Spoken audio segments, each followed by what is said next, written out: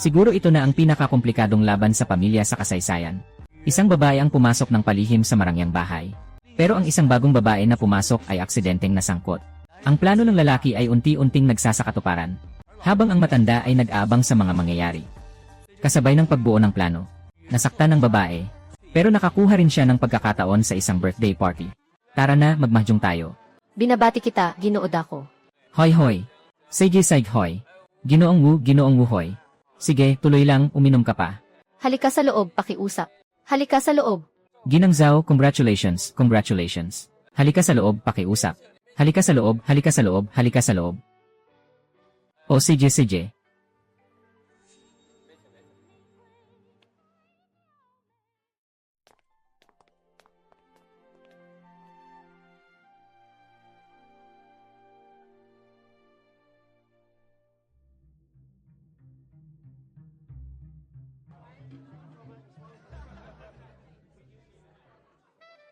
Maraming salamat sa inyong lahat, na hindi nakalimutang dumalo sa aking kaarawan kahit kayo ay abala. Si Zhu ay magtatapat ng isang tagay para sa inyo. Naway maligaya ang kaarawan ni Ginoong Zhu. Naway kasing lawak ng silangang dagat ang iyong biyaya. At kasing tagal ng bundoknan ang iyong buhay. Pagbati. Maraming salamat sa lahat. Dito, nais ko ring ipakilala ng taimtim ang isang tao. Ang aking bagong kasal na tiyahin, si Royan. Sana'y alagaan niyo siya sa hinaharap. Huwag niyong pasakitan siya. Hahaha, ang galing. Gaano kaya kahalaga nitong malaking jade ring? Ang kayamanan ng matandang ito ay walang hanggan. Badha. Magsalita ka naman sa lahat CJ. Salamat sa lahat ng dumalo sa kaarawan ng aming Ginoo. Umaasa ako sa ating mga susunod na pakikipagtulungan Laging umuusad ng maayos. Naway magkapera tayong lahat. Tama, magtulungan tayo. Tama ang sinabi ng tiyahin. Sama-sama tayong yumaman. Liu Xiong. Dumating na ang iyong oras. Zhou Xiong, dumating na ang iyong oras. Walang dapat gumalaw. Walang sinuman ang makakalabas. Dahil kay Zhou Xiong, nagdusa ang pamilya ko. Kayo ay mga kasabwat. Ngayon, sabay-sabay kayong mamamatay. Ano ang balak mo? Ang pagpatay ay labag sa batas. Ayaw mo bang mabuhay? Labag sa batas. Magsalita ka tungkol sa batas. Hindi ka ba gumawa ng mga krimen tulad ng pagpatay at pagnanakaw? Huwag kang magpanggap dito. Huwag ka nang magkalat ng kasinungalingan. Hindi kita kilala. Siyempre hindi mo ako kilala. Ako ang pinakamayayamang tao sa Sioux City. Isa lang akong ordinaryong mamamayan, paano mo ako makikilala? Kung tinatanggap mong wala tayong galit sa isa't isa, bakit mo ako susubukang patayin? Sinabi ko lang na hindi mo ako kilala. Hindi ko sinabi na wala tayong alitan. Ang galit mo sa akin ay hindi na matatawaran.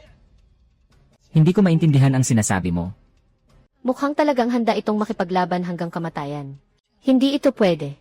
Pumasok ako sa pamilya Zhu para hanapin ang kanilang kaban ng yaman. Bago ko makita iyon, hindi pwedeng mamatay si Zuksuan.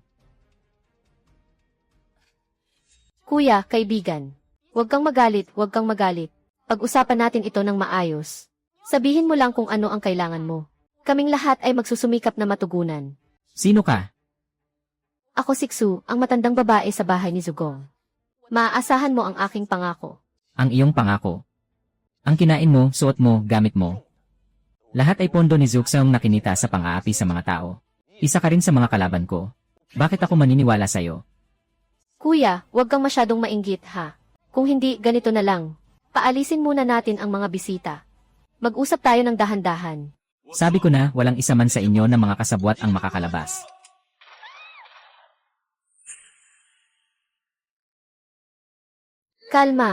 Kalma, pakiusap kalma. Talagang hindi ka nila kilala Wala silang kinalaman sa iyo. Wala silang kinalaman. Alam mo ba kung paano nakuha ang mga lupain na ito? Si Zhou Xiongqiang ang nanghuli sa amin. Kung hindi magpapasunod ang mga taga na yon, susunugin niya ang buong baryo. Sinasabi mo ba na kayo ay mga kasabwat niya? Matandang yan.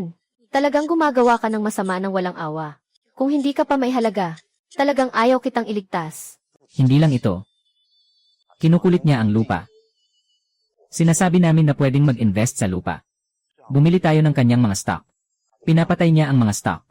Buong mga baryo ang nawawala ng lahat at naglalagablab sa pamumuhunan. Kayo mga, Sapat na ang kamatayan ninyo. ang baliw na ito. Huwag kang magpakabaliw dito. Nakita niyo ba? Ito ang tunay na mukha ni Kuya Zhou. Nagawa ang mali pero hindi nagsisisi. Ngayon, ang pinipigan niya ay ang mga karaniwang tao sa pinakamababang antas. Kapag naubos na tayo, iiwanan ba niya kayo? Kayo ay parang mga langgam lang sa ilalim ng kanyang paa. Tumahimik ka at huwag maghasik ng maling paniniwala dito. Alam kong mahirap ang buhay mo ngayon. Sa tingin ko, tama si Xunyang. Pahintulutan mong umalis muna ang ibang mga bisita. Tutulungan kitang lutasin ang lahat ng iyong problema. Dahil dito, nawasak ang aking pamilya at nawala ang mga mahal ko sa buhay. Gusto mo pa ring magpanggap na mabait dito. Hindi na ako muling magpapalinlang sa'yo. Mamatay ka na. Huwag.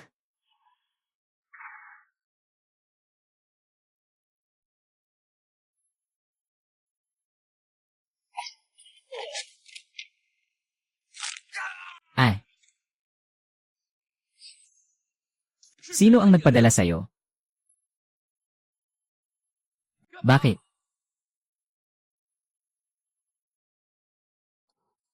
Bakit pinatay mo na siya bago pa man maimbestigahan?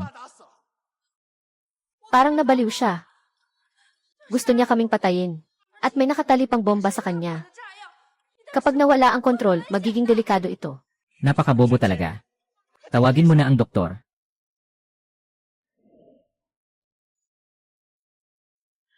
Ginoo, Ginoo, gising ka na, humiga ka na. Natakot ka ba? Iniisip mo lang ang buhay mo. Buti na lang hindi ka namatay. isang biyaya para sa akin ang maprotektahan ang Ginoo mula sa bala. Huwag kang mag-alala, hindi kita pababayaan. Dinala na ba ni Ginoong Lee ang mga bagay para kay Royan? Dala na ng Ginoo.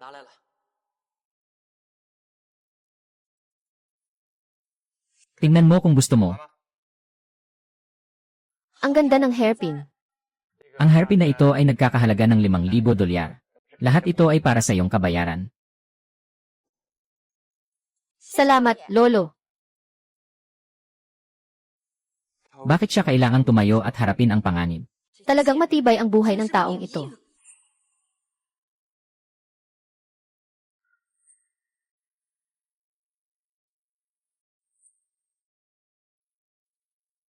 Magpahinga ka ng maayos. Babalik ako para bisitahin ka. Matandang patay.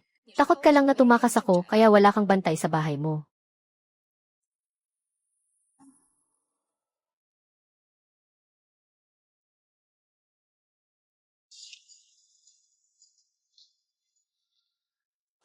Nakakatawa. Bumaba ka na. Gusto kong matulog, tiya.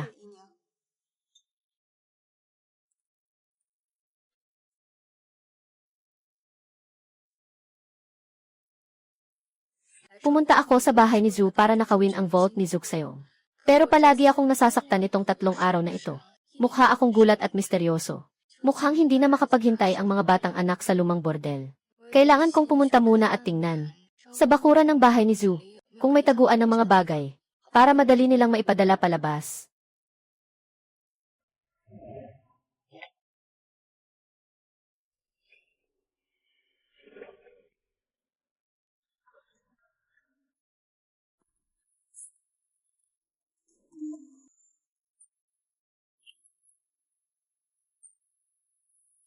Hey.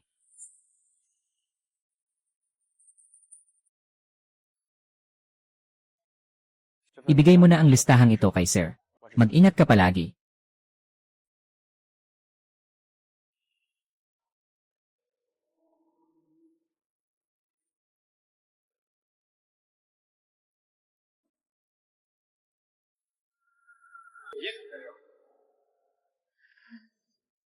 Maganda ang buwan ngayong gabi, ang bigating anak. Maglalakad-lakad muna ako. Bata, niloloko mo ako. Bakit kailangan pang gawin ito ng nakatatandang kapatid? Hindi kita nakita ngayong gabi. Hindi ba mas mabuti kung hindi mo ako nakita? Maliit na kabayo. Sobrang taas ng iyong pagkamausisa sa pamilya Zhu. Mahirap para sa akin na hindi makita ito. Baguhan pa lang ako. Talagang mataas ang aking pagkamausisa. Ay naku. Ginoo, ako ay isang babaeng walang sandigan. Na nagsumikap upang mapasama sa pinakamayamang pamilya. Hindi ba para sa maginhawang buhay sa hinaharap? Ilan ba ang yaman ng pamilyang ito? Natural lang na ako'y mausisa. Hindi mo kailangang takutin ako gamit ang baril. Kahit harapin ko pa ang ama mo, ganito pa rin ang sasabihin ko. Oh. Talagang napakamasungit ng tiyahin. Bakit para sa'yo ako ay napakasariwa at kakaiba?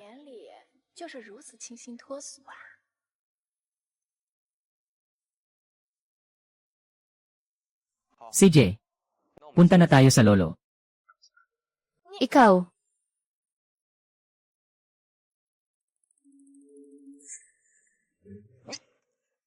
Paano mo nagawa yon? sa tuwing nagkikita tayo ng panganay, pareho tayong abala. Ito ba ay mapayapang pamumuhay o labanan? Sa tingin ko alam mo na kung ano ang dapat piliin, di ba?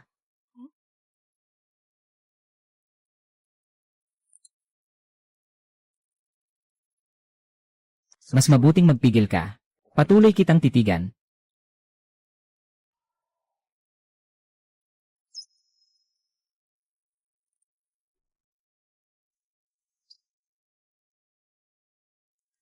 Sabi ng master, si Ruyan ay nasaktan para lang maprotektahan ako. Lumabas ka at maglakad-lakad. Panatilihin ang daloy ng enerhiya. Ay, nahihirapan siya sa maliit niyang katawan.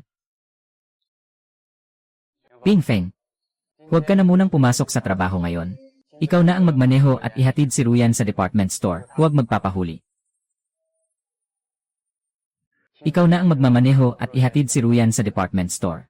Huwag kang magbiyahe sa business trip. Salamat po, Ginoo. Ginoo, gusto ko rin pong pumunta sa department store. Ang dami na ng damit at alahas mo, parang pwede ka nang magtayo ng department store. Huwag ka na lang pumunta. Ngayon, tutulungan ni Ginoong Ingles si Shiran sa kanyang aralin sa bahay. Kaya makasama mo na lang siya. Opo, Ginoo.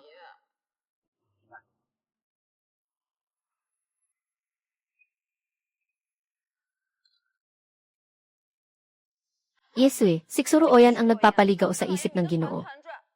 Pati ang panganay na Ginoo ay pinapapasakay niya para samahan siyang mamili. Parang ang taas na ng tingin niya sa sarili niya. Kalma ka lang. Kakapasok lang niya. Talagang masigla ang matandang ito. At saka, sunod-sunod siyang nasaktan. Kaya normal lang na siya ibigyan ng labis na pagmamahal. Ay, noong una kang pumasok dito, hindi ba talagang gusto ka ng matanda? Kung hindi, bakit pa mag-aral ng budismo si Kiaohiro? Maaari ba siyang makipagkumpara sa akin? Ako ang nagluwal sa nag-iisang binatang Ginoo ng pamilya Zhu. Ang aming alaga. Siyempre siya ang pinakamakapangyarihan. Si Mao Shan ay anak nating dalawa. Para sa kanyang magandang kinabukasan, dapat matatag ang posisyon niya bilang binatang Ginoo ng pamilya Zhu. Hindi rin ako pwedeng mawala ng pabor. Kahit anong paraan mo. Kailangang patayin si Tsuruoyu. Magtiwala ka. Dahil naniniwala ang amo sa kanya. Kaya magsisimula tayo sa silid-aklatan ng amo. Haha.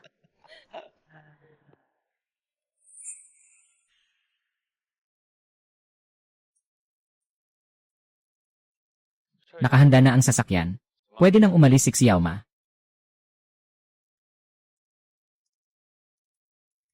Ang malaking anak ay may gwapong mukha. Palaging nakangiti ng ganito. Nakakalungkot panoorin. Sabi ng malaking anak, magkaisa tayo sa kapayapaan. Kung maisama ka pa sa akin, pakiusap, patawarin mo ako ng maluwag ang puso. Nanay, nanghihingi ka ba sa akin?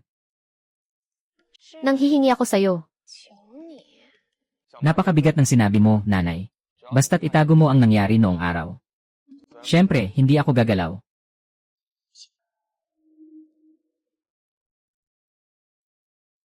Talagang magaling ang paraan mo, nanay. Pwede mong nakawin ang baril at bala kung gusto mo. Hindi ka rin siguro nagkulang sa pagnanakaw sa mga gamit ng pamilya Zhu, di ba? Mahalaga ba sa'yo? Hindi mahalaga. Sa tingin ko, ito ang dapat gawin ng panganay na Ginoo sa pamilya Zhu. Hindi rin ako interesado. Nagkasundo tayo na mamuhay ng mapayapa. Seryoso ako. Kaya pakiusap, wag mo na akong takutin. Mahal ko. CJ. Gayon nga ayon sa hiling ni Xiaoma.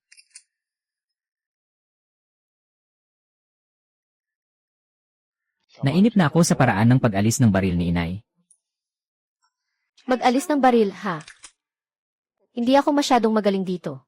Pero marunong ako magbukas ng damit ng lalaki. Gusto mo bang subukan, binatang mayaman?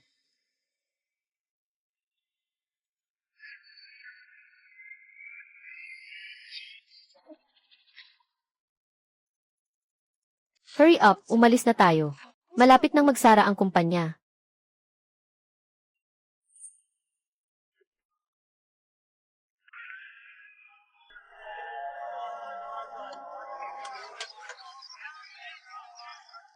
Pumunta ka na muna sa taas. Hintayin kita sa labas. Sabihin mo lang kung may kailangan ka. Sige, Ginoo. Sigarilyo, sigarilyo. Benta ng sigarilyo. Boss, isang sigarilyo po. Sige po. Dapat natanggap na nila. Ang mga kasamahan ay kasalukuyang nagsusuri. Ginoo, gusto niyo bang bumili nito? Bagong imported na banyagang sigarilyo. Sige, ito na lang ang bilhin.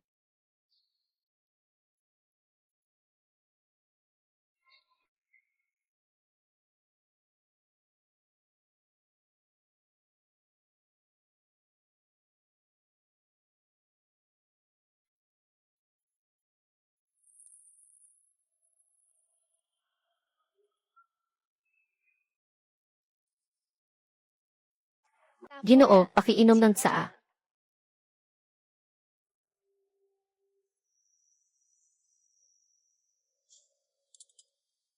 Kung si Yuyan, ang pamilya Zhu ang hindi nakababayad sa iyo. Simula pa lang ay palagi ka nang nasasaktan. Yung seremonya ng pag-inom ng tsaa, naantala hanggang ngayon. Ako rin ay magpapahayag ng aking saloobin dito. Tapos na ang seremonya. Tapos na rin ang lahat. Ngayon ay isang bagong panahon. Hindi na kami sumusunod sa mga lumang tradisyon. Gusto rin ang pagdarasal at pag-awit ng sutra. Tinamad na akong harapin ito. Sa susunod, hindi na kailangang mag-alay ng tsaa. Salamat, Doktor, sa iyong pangunawa. Ikaw ay isang mabuting bata. Nakapagpapalakas ng loob na nandyan ka sa pook ng zoo.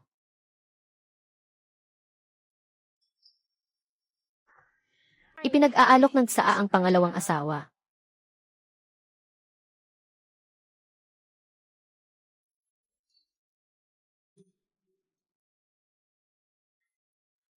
Sinabi ng pangunahing asawa na ikaw ay mabuting bata. Sang-ayon ako rito. Ngunit masyado kang bata pa. Hindi ko alam. Ano ba ang mga alituntunin na gustong ituro sa akin ni ikalawang tiya?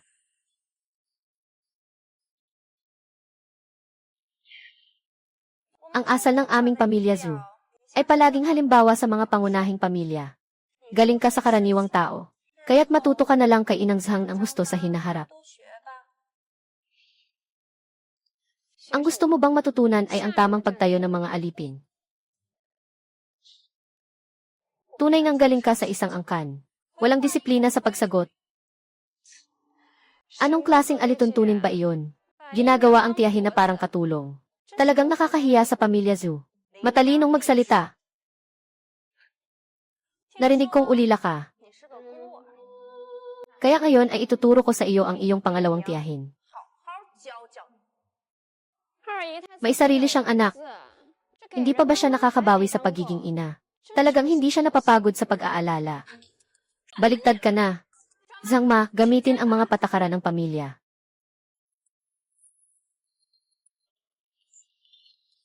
Masyadong matalino ang pangalawang asawa. Ako na ang hahanap kay Ginoo para sa parusa. Hindi mo na kailangang mag-alala.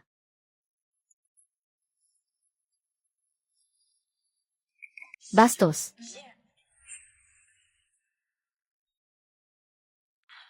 Bastos. Ginoong babae, tingnan mo siya. Sobrang walang galang. Karapat-dapat ka sa ganyan, isang maayos na pamilya. Wala akong itinakdang mga alituntunin para sa kanya. Kailangan mo pang ipakita ang iyong kapangyarihan. Kumain si Wujing ng pagong. Sino ba ang may kasalanan, ako ba? Sabi ko na kanina. Sa susunod, hindi na kayo kailangang mag-alay ng tsaa. Kung gusto mong maggulo, maggulo ka sa ibang lugar. Huwag kang pumigil sa paningin ko dito.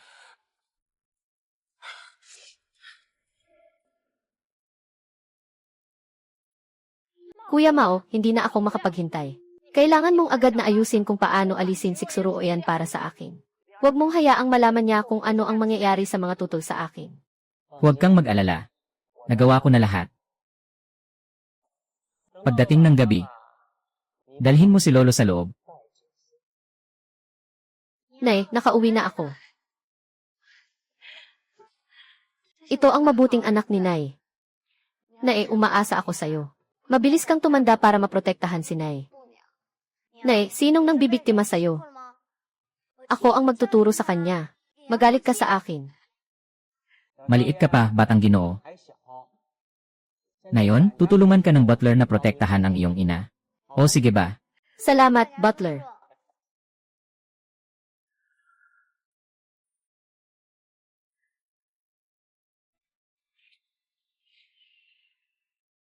May nangyayari.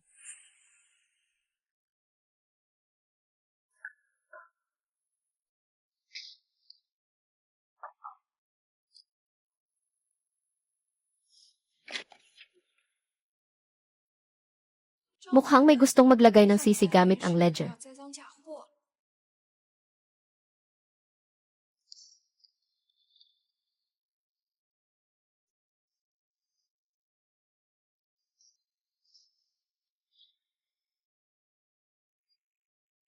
Bakit ka nandito?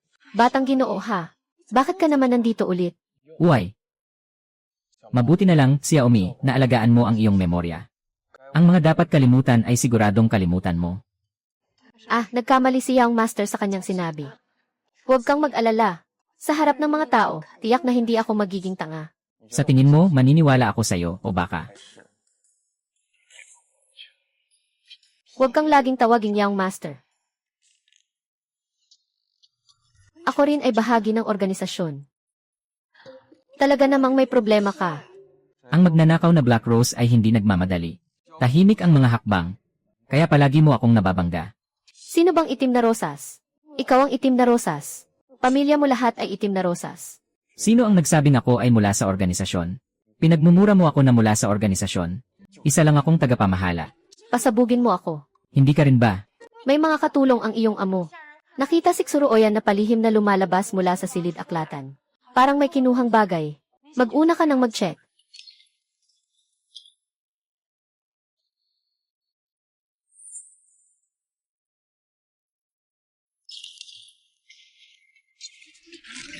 Ikaw.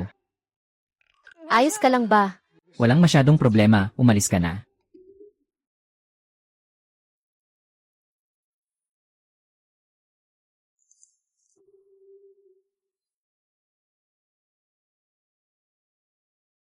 Nandito lahat ng mga dokumento at talaan. Walang nawala. Impossible yun. Ibalik mo nga ulit. Ako naman talaga. Ginoo, hindi ko rin naman ito ginagawa para sa sarili ko. May nag-report na ba? Kung hindi lang sa pagpapakita ng mukha ni Haring Birhen, talagang ayaw ko sanang ipakita sa iyo itong palabas. Ginoo, ano ba ang sinasabi mo? Hindi ko ito ginagawa para sa sarili ko, kundi para sa buong pamilya natin. Kaya ayos na, ayos na. Marami pa kaming kailangang asikasuhin nitong mga panahon na ito. Huwag mo na akong pagbibintangan. Aking Ginoo. May problema ang ledger na personal na inilagay ni Mao. Sadyang may kakayahan ba ang maliit na bastos na ito na manghula?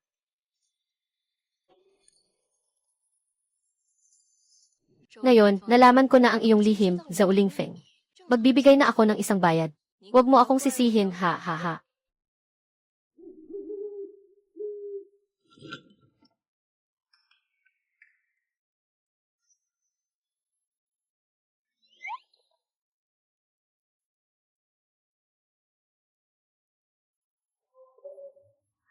Diyos ko,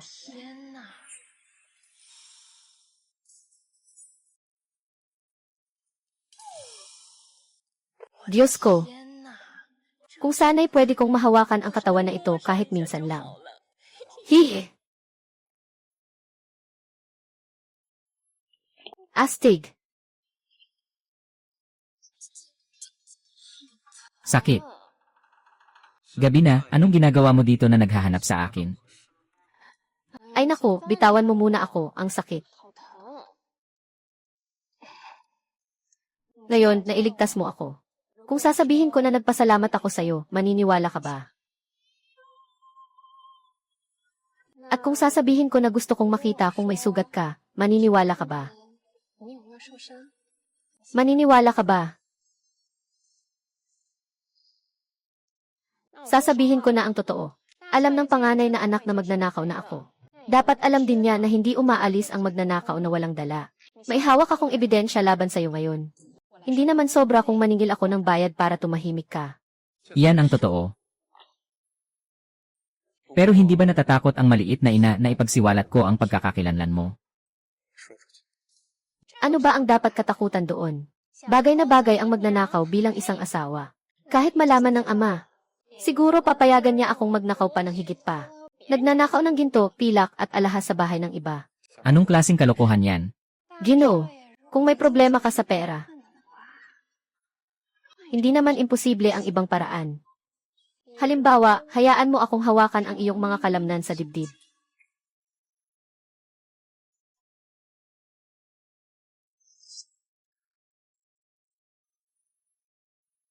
Ay. Baka subukan nating mag-isip ng paraan.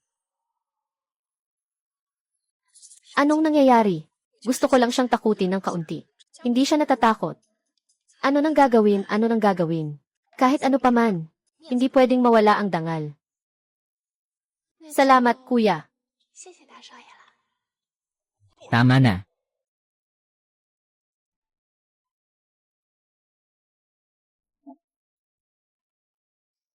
Itiyak kay Grace.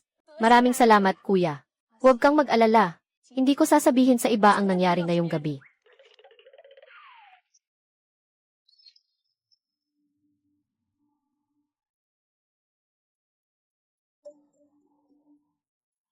Tiaksu, pakiusap, pumunta ka agad sa kwarto ng pinakamalaking anak. Hinahanap ako ng pangalawang anak. Hindi ko alam.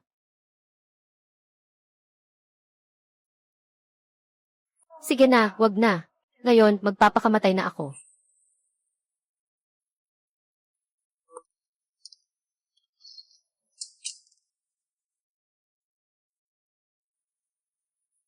Pangunahing anak.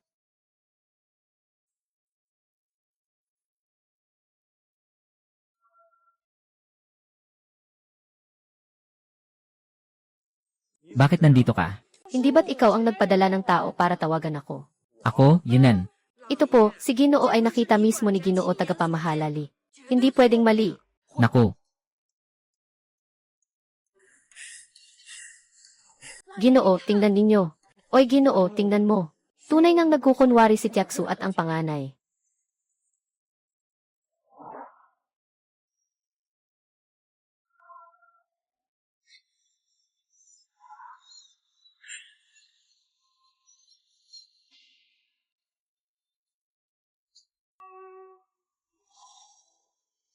Kapatid.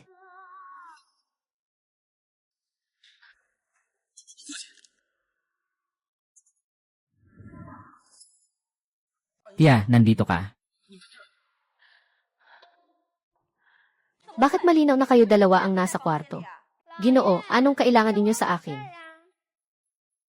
Aba, bakit ka nandito, Ginoo? Kakatapos ko lang magbasa ng kapalaran. Ganito kababaw na dahilan na sabi mo pa. Ang Ginoo Ki ay sinaksak sa kanyang kaarawan. Sobrang emosyonal. Napakabigla ng kanyang pagkamatay. Gusto ko lang sanang malaman kung may naiwan siyang plano. Dahil sa dami ng mga pagbabago, nais kong malaman ang resulta at makipag-usap sa Ginoo. May nagawa ba si Ginoo Roya na mali? Kung manghula, manghula na lang. Bakit kailangang pumasok sa kwarto ng panganay na Ginoo? Kung hindi para magtagpo ng lihim, ano pa ba? Ate, wag mong basta-basta sabihin yan. Hindi ko kayang akuin ang kasalanang iyon. Oh, Ano ba ang sinasabi mong kalokohan? Katatapos ko lang maghula ng kaunting palatandaan. Gusto kong kumonsulta kay Ginoo. Tinawag ako ni Zhang Man na nasa tabi ng pangalawang asawa. Sabi ng matanda na nasa silid-aralan ng panganay na anak, may kailangan akong gawin. Pinapunta ako dito. Bola-bola lang. nalaman ko na si Liu Banshi at si Kichu ay matagal nang magkakilala. Sa panahong ito, kailangan maging maingat sa bahay ni Liu Banshi. Talagang mapanuri ang anak ko. Huwag ka ring magkalat ng gulo, walang dahilan.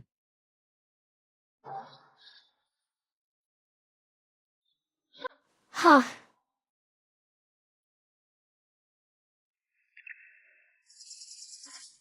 Chen Jiao, ito ay sarili mong kagagawan. Huwag mong sisihin ako kung ako'y magiging malupit. Na, Hindi maganda, Ginoo. anong nangyari? Sa umaga pa lang, hindi man lang makakain ng maayos. Ginoo, itim na rosas. Ninakaw ng itim na rosas ang lahat ng mahahalagang bagay ko. Ano? Sinabi ng ama na may balita tungkol sa pagbili mo ng kanilang mga stock. Hindi ko alam kung bakit ito lumabas. Maraming tao ang pinapalakas ang loob. Ngayon ay nagkakaroon ng gulo sa labas. Alam ko ang mga nangyari na mas huli kaysa sa iyo.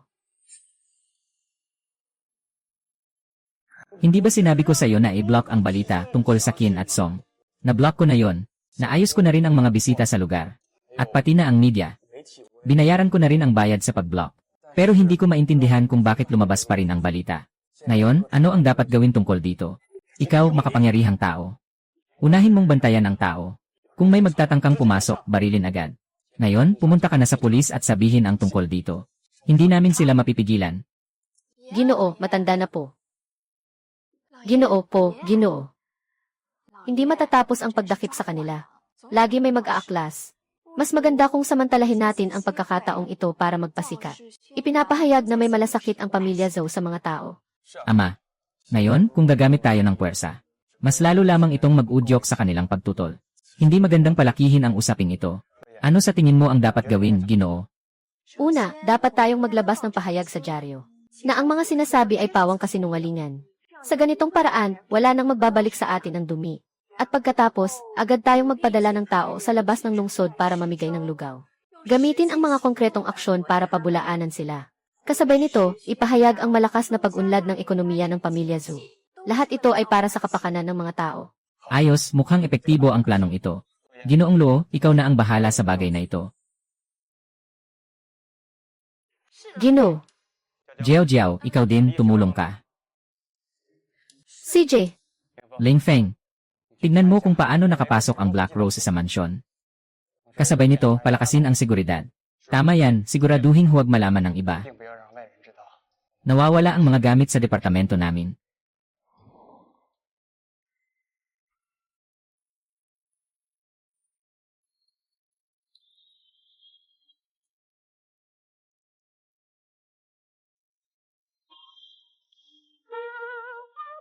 Ginoo. Ginoo, tama ang pagpunta mo sa mansyon ngayong linggo. Sa isang simpleng paghahanap, ang dami ng pera. Sabi ko nga, ang dami mong sugat, kinabahan talaga ako. Kung hindi ka gagaling, Pupunta na ako sa pamilya Zhou para hanapin ka. Ay naku, Ginoo, napapaliguan mo talaga ng atensyon ang Panginoon. Anong maitutulong ko? Sabi nga nila,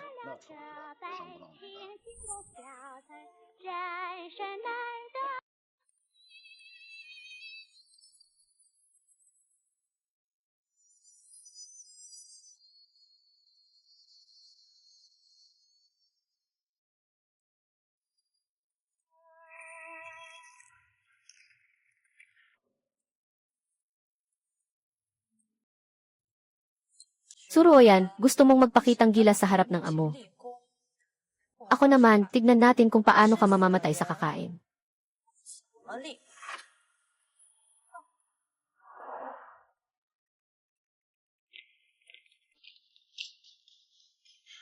Ate Giwan, hala, nakita ko may babae na naglalagay ng gamot sa lugaw. Ano?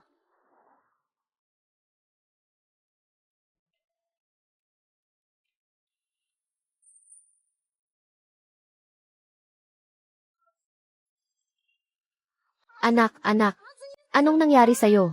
Anak, ikaw na pahirap na babaeng may masamang puso. Bata pa siya. Nilason mo siya sa lugaw para kitilin ang buhay niya. Sinasabi mong ina mo ang batang ito. Ang babaeng ito na may masamang puso ay nanatiling kalmado kahit pumatay siya ng tao. Ibalik mo ang anak ko, tigilan mo na.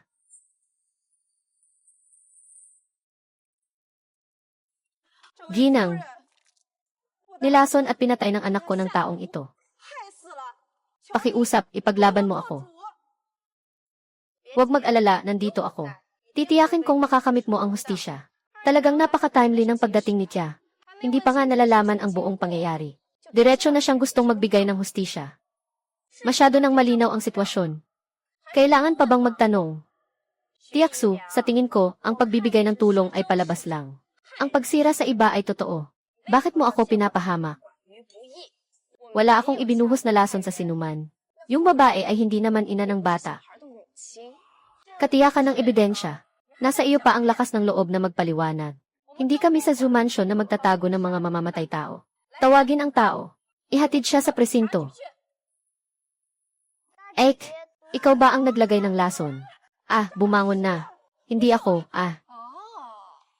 Mukhang isang magandang palabas na sinulat at itinanghal ng pangalawang misis. Hindi ako ang nagpaubaya. Kuya, ikaw ang naglagay ng laso sa lugaw para mapatay ako. Nonsense ka. Magpaubaya. Ay, ang babaeng ito talaga ang sobrang sama. Sa kanya pala nanggaling lahat ng gulo.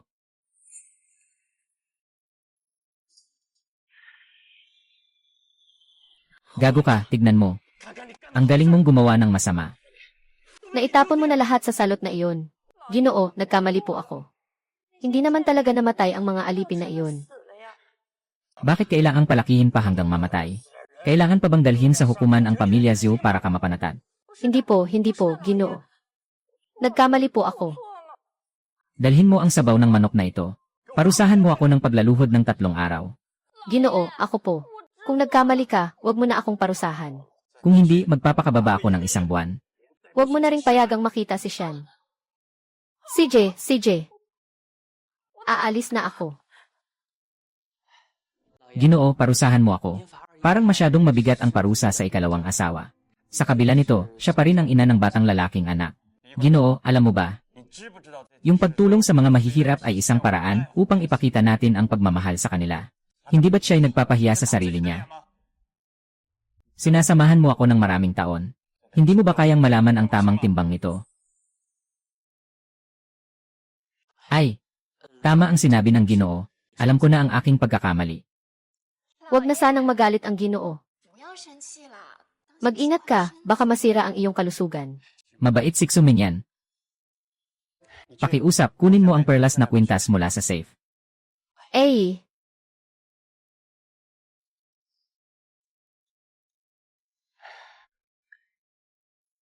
Natakot ka rin ngayon.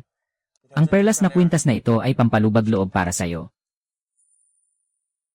Salamat, Lolo.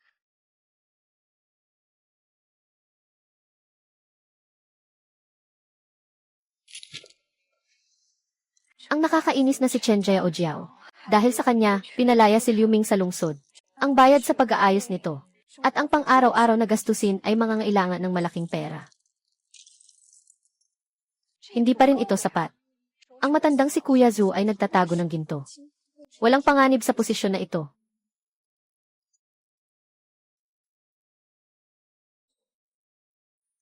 Parang niluluto na ako ng kapalaran.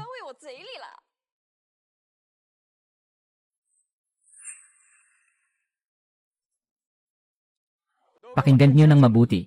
Hindi lang natin kailangang protektahan ang mga auction item bukas, kundi pati ang mga lihim na utos militar sa loob ng vault. Huwag kayong magkamali kung hindi.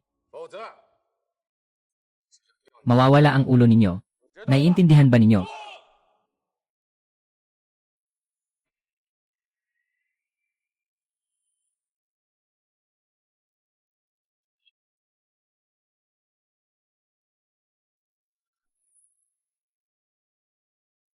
Ang ganda nito sobra.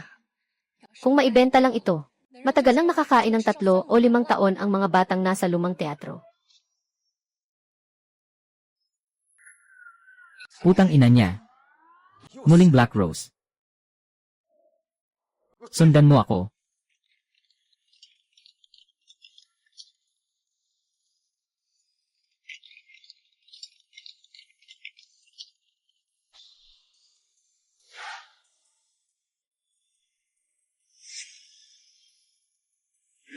Ye.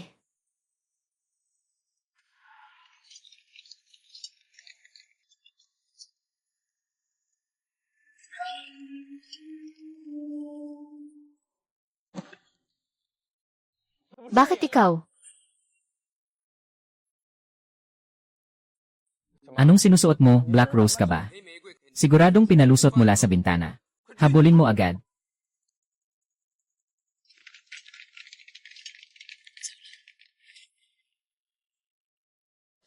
Bakit nandito ka? Sinusundan mo ako. Wala akong ganitong oras. Ikaw, maliit na kabayo. Kung ganoon, magpapalitan tayo ng kasunduan. Bakit ako tatanggi kung hindi? Sige, titingnan ko na. Itim na rosas. Hindi ito banta sa asawang si Zugowan. Pero sa mga tao sa labas. Ngunit hindi man lang makabalik ng tingin. Walang hiya. Pareho lang tayo. Sabihin mo ang mga kondisyon mo. Kailangan ko ng 20 bilyong halaga ng armas mula sa vault ng auction house na may kaugnayan sa transaksyon. Yung listahan na yon ay may kinalaman sa 15 buhay. Maaari ko namang mahanap iyon. Ngunit dahil sa'yo, nagnakaw ka. Na-trigger ang alarma. Kakakumbinsi lang ng tao. Walang magawa kundi umalis muna. Hoy, galit ka pa ba sa akin? Ganoon na ang katotohanan. Sandali. Ninakaw mo ang listahan ng bentahan ng armas. Baka nga ikaw talaga ay. Sandali. Gusto mong nakawin ang listahan ng bentahan ng armas. Baka nga ikaw talaga ay. Kaya ngayon gusto mong pumasok ako para magnakaw ng listahan. Medyo mahirap yun. Siguro sa ibang araw na lang. Pero kakabukas ko lang ng alarm. Siguradong maraming tao ang pinadala sa vault. Ang hirap naman, baka sa ibang araw na lang.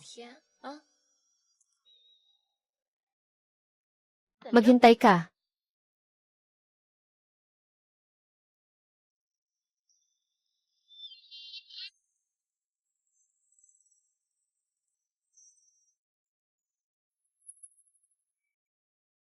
Tungkol sa gabing ito, itatago ko ang mga bagay na gusto mo. Ang aking pagkakakilanlan, kung may ikatlong tao man na makaalam. Sa dulo ng mundo, papatayin kita.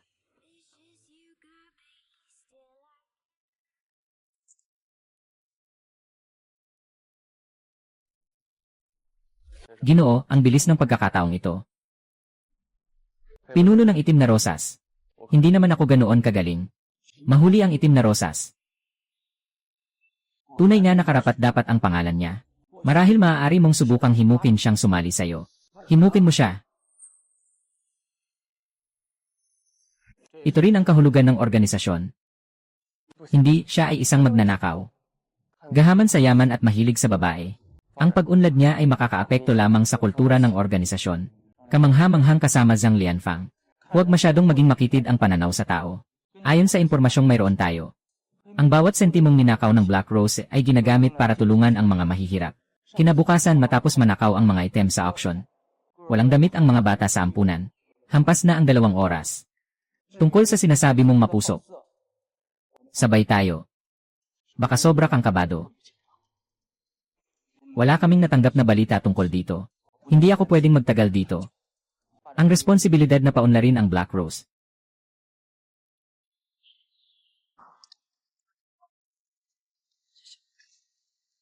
Salamat, salamat. Hey, lahat ng ito ay kasalanan ni Xuruoyan, ang Pue. Bakit hindi pa siya namamatay? Ganyan sa'yo. Hindi ko siya palalampasin. Nanay, nakabalik ka na. Miss na miss kita. Mabuting anak, miss ka rin ng nanay. Masakit pa ba ang binti mo? Hindi na masakit ang nanay. Alam ko, yung masamang babae na si Xuru-Oyan ang nagdulot sa'yo na lumuhod sa altar. Sisingilin ko ang kanyang kasalanan para sa iyo. Lumaki na si Shan. Alam na niyang alagaan si inay. Ang bait mo, sige, maglaro ka na. Opo. Tunay ngang anak ni Limaw ako. Kailangan mong maging kalmado. Pagkatapos nating ayusin si Xuru-Oksuan na iyan, doon tayo magkakaroon ng magandang buhay. Huwag kang mag-alala. Hindi na magtatagal ang mga balang sa Taglagas. Napapansin kong lalong lumalapit siya sa panganay na Ginoo nitong mga nakaraang araw. Isang palaso, 2 ibon. Pareho silang mamatay.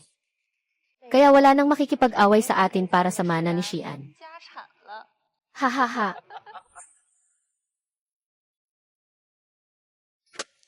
Ay, sino ang nanakit sa akin? Ako ang nanakit. Masamang babae, pinapunta mo ang nanay ko sa ghost market. Papatayin kita. Sino ang nagsabi sa'yo na basta-basta kang manakit, humingi ka ng tawad? Huwag mo akong pakawalan. Hindi ako magpapatawad. Bata ka pa pero basta-basta kang nananakit. Para kang walang pakialam sa batas. Bakit mo sinasabi na ako? Sabi ng nanay ko, Kuya, ikaw rin masama. Tumutulong ka sa masamang babae na manakit sa nanay ko. Isa kang masamang tao. Ngayon ipapakita ko sa'yo kung ano talaga ang totoo. Sandali lang. Dumating na ang English teacher ng mga batang lalaki. Kailangan na niyang pumasok sa klase. Ngayon, patawarin muna kita. Sa susunod na magkamali ka, hindi na kita palalampasin. Hoy, kuya.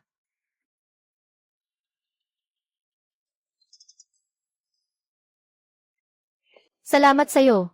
Ay, naku. Dapat sana ay humingi ako ng paumanhin sa'yo. Sa huli, ikaw pa ang nagpasalamat. Anong paumanhin ang pinag-uusapan mo? Humihingi ako ng paumanhin sa maling pagkakaintindi ko noon. Ano nang sasabihin mo pagdating ng oras? Hindi ko maintindihan. Pasensya na. Nakita kita kanina habang dumaraan ako sa lumang teatro. Nagnanakaw. Lahat ng ginagawa mo ay para sa mga tao. Hindi ako dapat naging makitid ang isip. Sumali ka sa aming organisasyon. Mayroon kaming isang layunin. Ang layunin ko naman ay makuha ang puso mo, Ginoo. Wala akong interes sa organisasyon. Hindi dapat biro ang ganito. Walang kahit kaunting sinseridad. Hindi lang tungkol sa pagsali sa organisasyon. Kahit ang mga salita mo, hindi ko mapaniwalaan. Alam ko ang layunin mo sa pagpasok sa Chinong Pavilion. Maaari kitang tulungan. Hindi ito basta-basta. Bakit ka magbibigay sa akin ng pera? Palagi kong iniisip na ang pera ay dapat gamitin para sa mga nangangailangan. Maganda sa iyong reputasyon. Pwede tayong makipagtulungan. Pero wala akong interes na sumali sa iyong tinatawag na organisasyon. Walang anuman, mag-isip ka ng mabuti tungkol dito. Darating din ang panahon.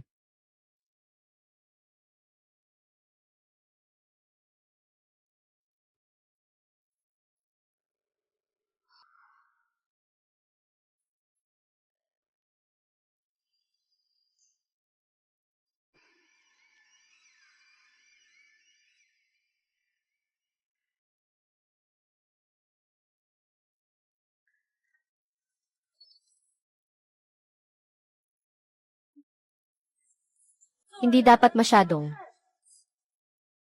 Isang walang hanggan na espasyo. Anong silbi nito? Dapat ganito. Kung hindi gagawin, wag nang magpatuloy. Kailangan talagang putulin ang ugat. Pumasok ka. Itnet, pangalawang asawa.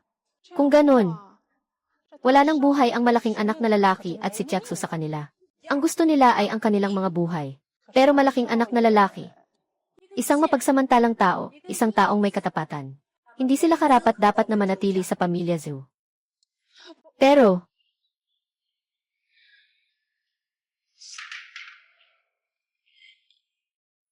isara mo ang pinto para sa akin. At pakiusap, huwag mong magsalita ng malakas. Ha ha ha ha ha.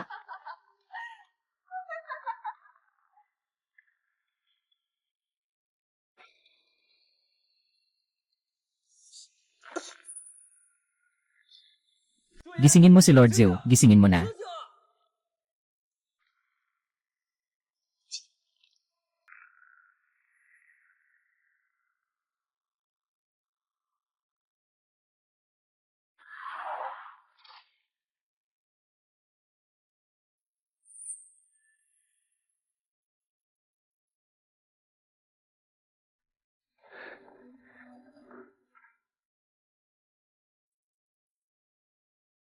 Sabi ko nga, bakit ang hina ng negosyo ngayon? Nalaman ko na may problema sa pamilya. Buti na lang hindi namatay. Yung mga walang hiya, sobrang walang pakundangan. Sa bahay pa lang, marunong nang pumatay at magpasabog. Ako, hindi ko ginawa yun. Si Xuyu Niang at ang batang master ang nagkakaroon ng relasyon sa silid kainan. Hindi ako nagsimula ng sunog, totoo yun. Tumahimik ka. Hindi mo na kailangang itago ang iniisip mo. Ginoo, Umuwi ka na.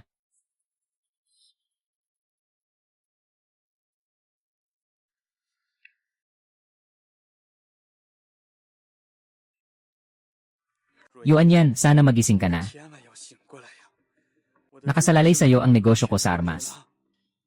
hindi pa rin siya mapatay kahit sunugin. Walang katarungan talaga. Sa tingin ko, talagang nagalit si Ginoo ngayon. Huwag ka munang gagawa ng malaking hakbang. Ayoko na yung taong yun ay hindi mamatay araw-araw. Bawat minutong nararamdaman ko ay isang paghihirap. Alam ko, alam ko. Jiao Jiao, kailangan mong maniwala na hindi ko siya palalabihin ang buhay.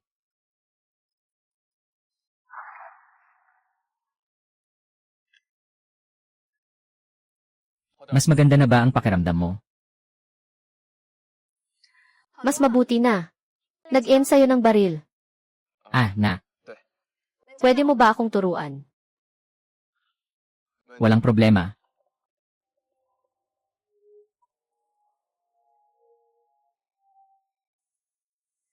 Ganito dapat hawakan ang baril. Dapat mahigpit mong hawakan ang grip ng baril mo gamit ang pagitan ng hinlalaki at hintuturo.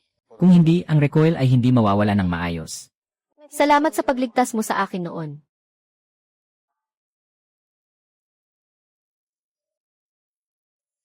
Anong nangyari? Ah, wala naman. Subukan mong magpaputok.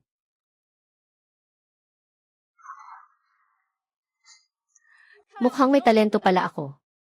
Sumali ka na sa grupo. Sa talento mo, siguradong makakagawa ka ng malaking bagay. Parang human trafficker ang batang Ginoo. Dadaling kita sa isang lugar. Pasensya na.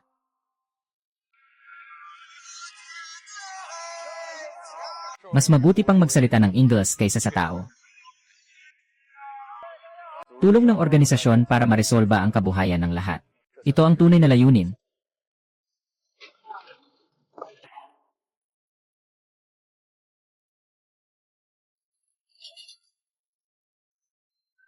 Ako, bakit pakiramdam ko na hindi rin puro ang layunin ng organisasyong ito?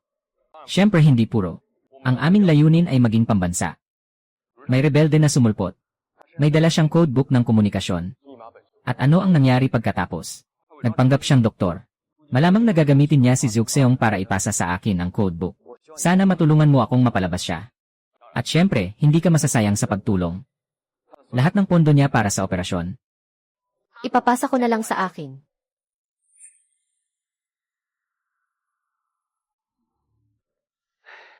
Yuan yan, bakit ka na namang nagkasakit? Gaano karami ang naisalba mong salat dahil sa akin? 3 araw, 2 beses na nagkakasakit at nasusugatan. Talagang nagdurusa na. Ginoo, nagkasakit ka dahil sa lamig. Walang masyadong seryoso. Magbibigay ako ng ilang gamot at gagaling ka na. Sige, maghihintay ako sa opisina ng Ginoo.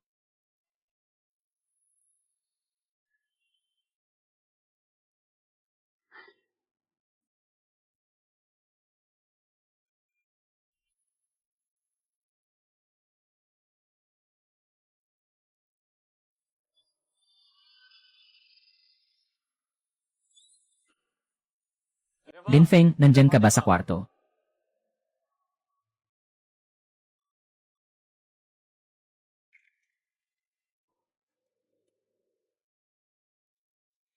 Bakit ang tagal? Kakatapos ko lang magbihis. May kailangan ba? Pumunta ka at hanapin ang doktor kanina. May gusto akong itanong sa kanya.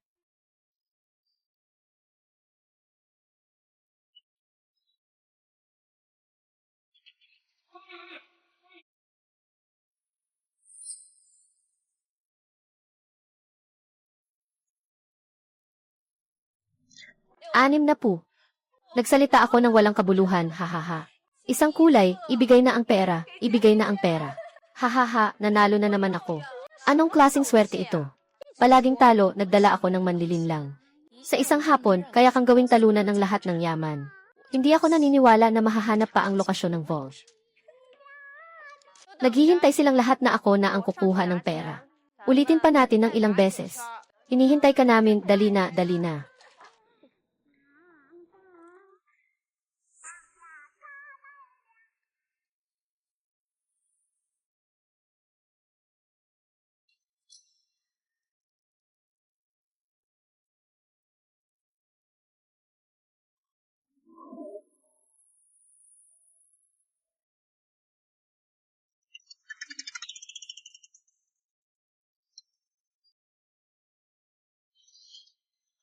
Ito na ba ang lakas ng pinakamayayaman?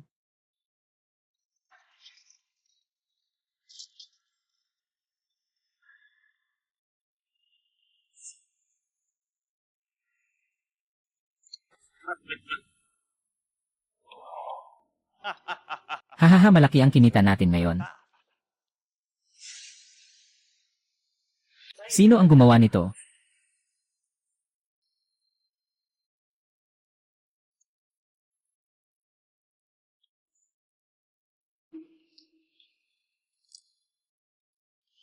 May nagnakaw sa bahay namin. Ninakaw ang ligtas. Paano nangyari iyon? Kanina pa umaga, nandyan pa naman iyon ang tiningnan ko. Nakikita ko, may ilang tao talaga na kailangang mag-imbestiga ng maigi. Simula nang pumasok sila sa bahay, palagi na lang may problema. Ngayon, pati itim na rosas, nanloloob pa ng pera. Huwag mong agad ibato ang dumi sa akin, tiya. Kung ayaw mong makaabala, sabihin mo lang papalayasin ako ni Lolo. Tama na, lumayas ka na.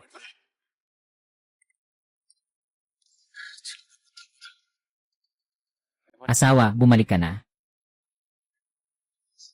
May katwiran si Jiao Jiao.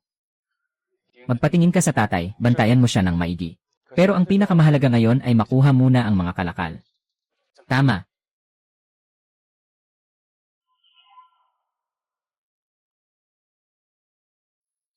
Ibigay mo ito sa manager ng bangko. Para mailipat niya sa iyo ang stock na ito.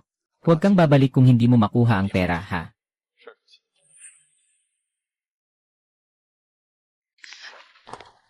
Ang pera ay ninakaw mo. Nadala na ang lahat ng pera, kung hindi. Masyado kang nagmamadali na bumalik. Ginamit ni Zuxing ang pera para bumili ng armas. Ngayon na wala na ang pera. Kailangan mo pang saktan si Gongli. Talagang walang kwenta. Mag-ingat ka rin. Nagsimula nang magduda si Zuxu sa'yo. Kaya hindi ka nasa bahay. Naintindihan ko. Hahaha. Hahaha, Ginoo. Bakit ka sobrang masaya ngayon? Maagang umaga ngayon. Iniutos ni Yudo na ako ang mamuno sa mga sundalo. Para lipulin lahat ng mga baryong ayaw lumipat. Malapit na tayong makapagtayo ng pabrika ng armas, haha. Pagbati po, Ginoo. Negosyo sa militar. Mas maganda pa ang mga araw natin sa hinaharap. Hahaha, halika. Pagbati po, Ginoo.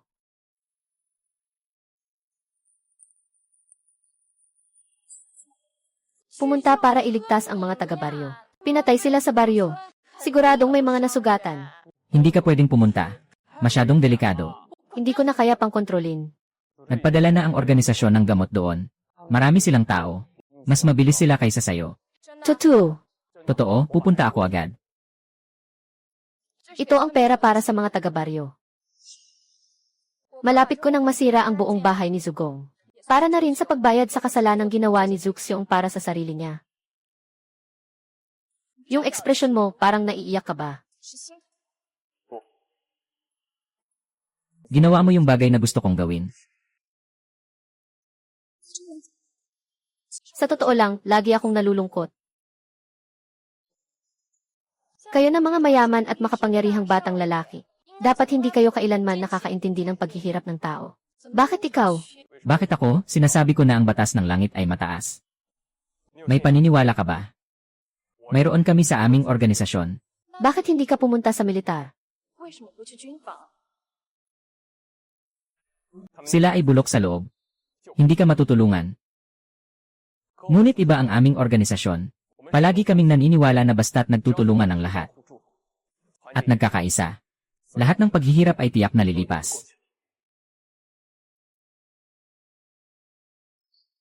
Ito ang unang pagkakataon na nakita kitang ngumiti ng ganyan. Sa tingin ko, dapat kong maunawaan ang iyong paninindigan sa loob. Kung magkakaroon ng pagkakataon, ipapakita ko sa puso mo mismo. Tiyak na maaantig ka. Magaling si Chen Feng. Ikaw ang mamamahala sa pagtatayo ng pabrika ng armas sa hilaga ng lungsod. Opo. Ginoo. Hindi maganda, lumabas sa pahayagan ang balita tungkol sa pagnanakaw sa ating bahay. Ano? Buwis buhay. Ano ba talaga ito? Sino ang nagsabi na magwawalis? Mayroon pang ganito ang Ginoo. Ano ito? Ito ang listahan ng mga bagay na nawala, na pinagawa kong ipasuri ng mga katulong. Maraming bagay ang nawala. Paano ka namamahala? Ano bang ibig mong sabihin, Ginoo? Kaya't maaari kong tingnan ang mga bagay na iyon sa lahat ng oras. Ano pang silbi ng safe? Paano ka nagtatrabaho? Paano mo pinayagan ang Black Rose na magnakaw ng napakaraming bagay? Huwag kang magalit, kapatid. Ngayon, alam na ng buong syudad na ninakawan ako ng oso. Saan ko ilalagay ang mukha ko? Hanapin mo siya, gulo-guluhin mo ang buong syudad. Ihahanap mo sa akin ang Black Rose. Ama, patuloy akong nag-imbestiga. Nakiusap din kami sa militar. Ngunit wala ring natagpo ang anino ng itim na rosas. Iyan ay dahil hindi nyo ito ginamit sa akin. Kahit na itim na rosas o puting rosas. Kahit na anong multo ang nasa ulo ni Zhuxiong. Kami ng aking 3 kapatid ay anak ng aming ama.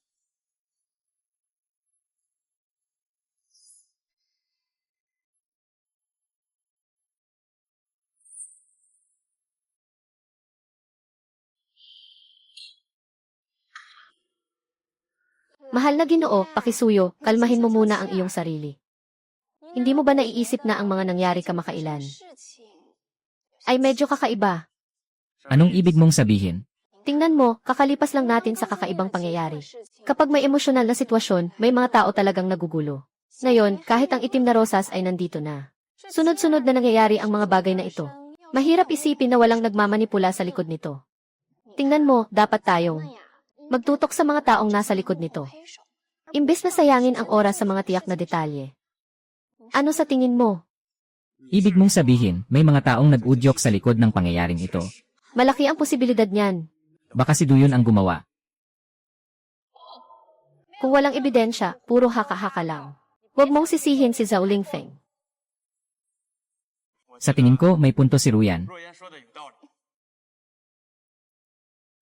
Lolo, muli kang nagtatanggol sa kanya.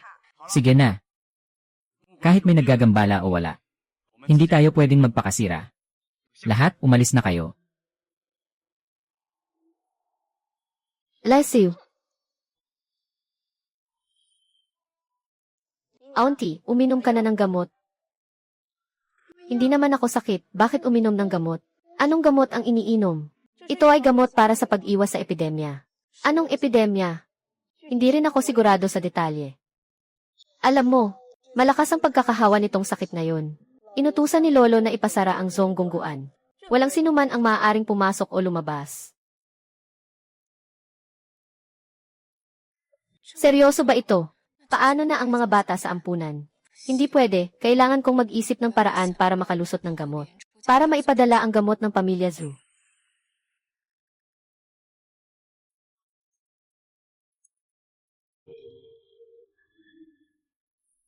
Nabaliw ka ba? Napakaraming sundalo sa labas na nagbabantay. Kapag lumabas ka, Papatayin ka nila ng bala. Hindi mo dapat pakialaman. Pakawalan mo ako, magdadala ako ng gamot sa mga bata. alam kong nagmamadali ka. Pero kailangan mong maging kalmado muna. May mga bantay sa loob at labas ng mansyon na ito. Kailangan nating mag-isip ng matalino. Kalmado ako. Naisip ko na rin ang mas mahabang plano. Pero hindi pwedeng maghintay ang mga bata.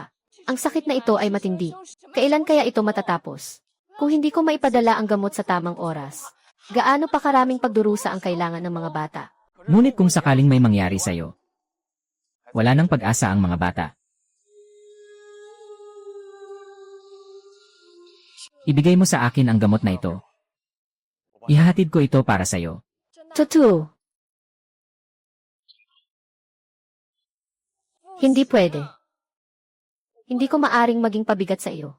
Ako ang responsable sa seguridad ng Tsuruoyan at ng pamilya Zhu. Maniwala ka sa akin, wala nang mas karapat dapat sa akin kaysa sa'yo roon. Sino yan dyan?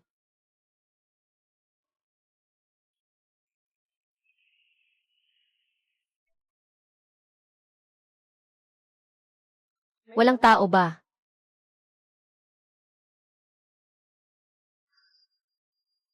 Ginoo.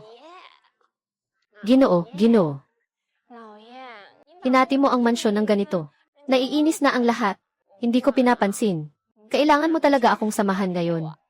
Sige na, sabihin mo kung paano kita sasamahan. Ginoo, Yung mga bagong damit na binili ko ilang araw lang ang nakalipas, hindi ko pa naipapakita sa inyo. Tulungan mo akong piliin kung alin ang pinakamaganda. sige, mahal ko. Mabilis kang magpalit para makita ko. Ginoo, hintayin niyo po. Ha ha ha ha.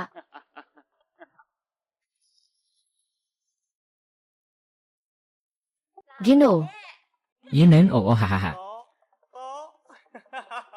Ginoo, may isa pa akong set. Engan,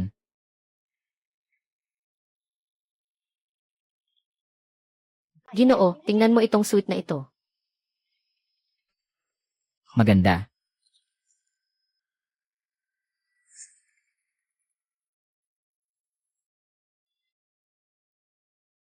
Si Ginoo Lee, ang tagapag-alaga, ay naghahanap sa iyo.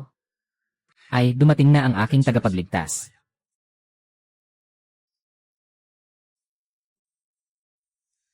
Ruyan, bibisitahin ko muna. Ginoli, magpahinga ka na ng maaga. Sabi mo kanina na mamimili ka ng mabuti sa akin ngayon. Ngunit ilang sandali lang, aalis ka na. Ayaw ko niyan. Kailangan mong makipag-ugnayan sa akin ng maayos ngayon. Ruyan, ikaw ang pinakamasunurin. Kapag tinawag ako ng babaeng tagapamahala, tiyak na may napakahalagang bagay. Maging masunurin ka. Totoo ba iyon? Kung ganoon, hindi kita papabayaan, Ruyan. Diyos ko po. Ang magandang katawan ng maliit na dalaga na ito. Kung magpapatuloy pa siya sa paggalaw, baka hindi ko na mapigilan ang sarili ko. Sabi ng dakila, hindi talaga pwedeng magkasama sa kwarto, mahalaga ang buhay. Ay, Buti na lang at tinawag siya ni Ginoong Lee. Kung hindi, hindi ko alam kung paano ko siya mapapaalis agad. Matagal na. Dapat nakuha na ni Zhao Lifeng yan.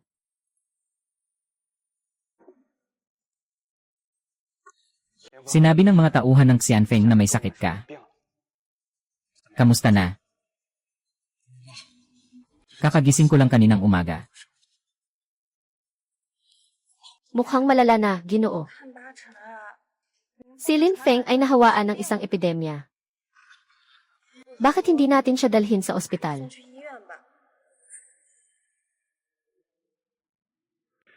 Pero puno na ang ospital ngayon, hindi na makapasok. Saan pa makakakuha ng kwarto para kay Lin Feng? Kung iiwan natin siya sa bahay, paano kung mahawa kami?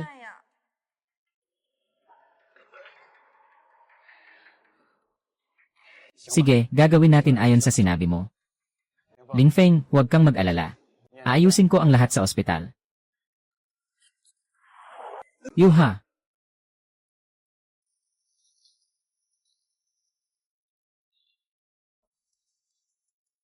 Huwag kang magkasakit, Zhao Lingfang.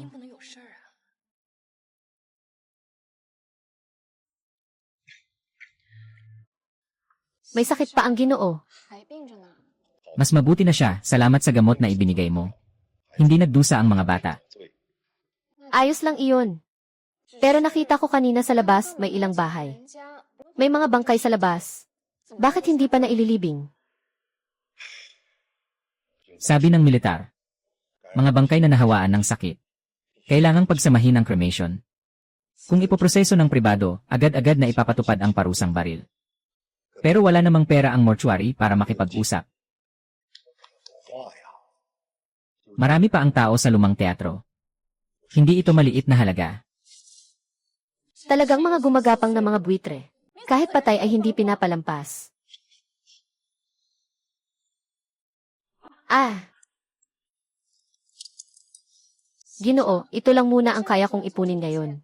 Ang natitira ay ipapadala ko sa loob ng ilang araw.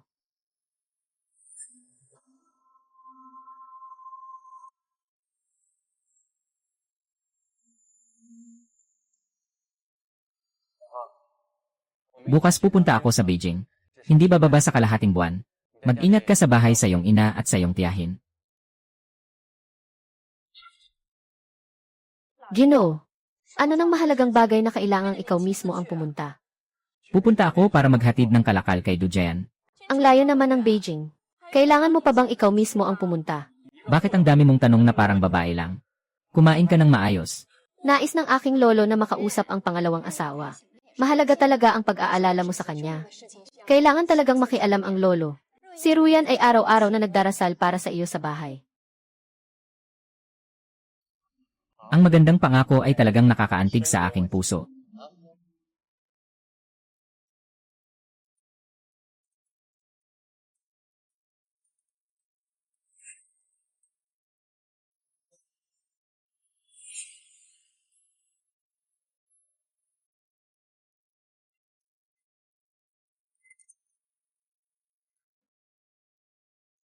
Bakit mo ako hinahanap, inang, ang gabi na ito ay huli na? May gusto akong sabihin. Sabihin mo na lang. Alam mo ba kung nasaan ang pinakamalaking vault sa tahanan ng zoo? Talagang lumalaki na ang loob ni Xiaoma. Ay naku, hindi yun. Pinilit ko ring hanapin. Yung safety deposit box na ni-raid ko last time. Akala ko yun na ang buong yaman ni Zuxiong. Pero wala itong epekto sa zoo mansion. At nagpatuloy pa rin sila sa pagbili ng armas. Yung pera ng mga stockholders ang nakapagbayad, ha? Ganito ang sabi nila. Pero alam ko pa rin kung gaano karaming ginto ang nakuha nila. Matapos bumili ng armas, marami pa rin ang natira. Kahit ginamit niya ang pera ng mga stockholder para bayaran ang armas. Hindi naman nabawasan ang gastusin sa pagkain at pananamit sa bahay ni Zhu. Kung wala si Zuxiong ng malakas na yaman, hindi niya kakayanin ang ganitong dami ng krisis. Ang ibig mong sabihin, may vault pa pala ang pamilya Zhu, di ba? Dapat ako ang magtanong sa iyo tungkol dyan. Sobrang taas ng tingin ng nanay natin sa akin. Paano ko malalaman na ang matandang to ay napakilusang tao? Kahit sa sariling anak ay hindi sinasabi. Yun ay anak sa ampon. Ayos, anak na lalaki, anak na lalaki. Mukhang hindi ka umaasa kay Zuxiong na makakalabas. Sa loob ng kalahating buwan, mas mabuti pang ako na lang ang maghanap. Sige na.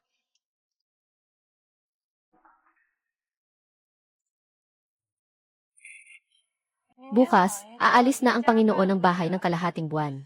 Hindi natin dapat palampasin ang pagkakataong ito. Kailangan nating maghanap ng paraan para patayin si Xuruoyan. Huwag kang mag-alala, handa na ako. Ang mga dapat asikasuhin ay naasikaso ko na ng maaga. Anong gagawin? Hindi ba galit na galit ang Ginoo sa itim na rosas nitong mga nakaraang araw? Pwede nating gamitin ang pagkakataong ito ng diretsyo. Sige, gawin na natin iyon. Ha ha ha ha ha.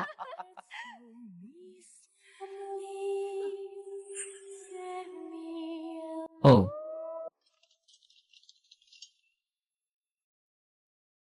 Anong ginagawa ninyo? Ano ba ang ginagawa ninyo? Ginang Zhu. Nandito kami para hulihin ang itim na rosas. Paano magkakaroon ng itim na rosas sa bahay namin? Ginoot Ginang. Dahil sa ulat ng informante, pumunta kami para maghanap. Tungkol kay Tiaksu, siya ba ang itim na rosas? Suriin natin. Sino ang may lakas ng loob na tumanggi? Dito tayo sa bahay ni Zeu. Sa tingin ko, sino mang may lakas ng loob na mag-imbestiga? Tama ka, meron ba kayong search warrant? Nangahas kang kumilos sa bahay ni Gi. Zeu, Ang itim na rosas ay isang nangungunang kriminal. Huwag mong maliin ang pagkakahuli. Huwag palampasin kahit walang search warrant. Pwede pa rin.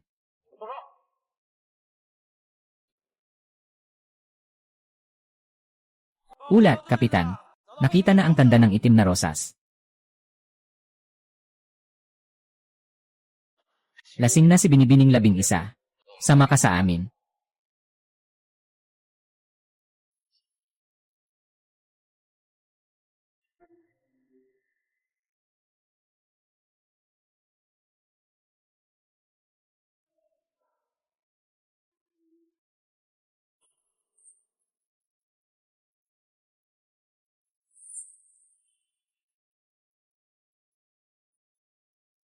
Bibigyan kita ng isa pang pagkakataon. Sinasabi mo ba o hindi?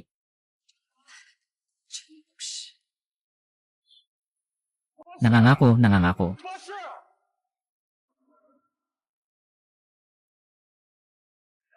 Ikalawang ginang, haha. Talagang hindi nagkukulang ang batas dito.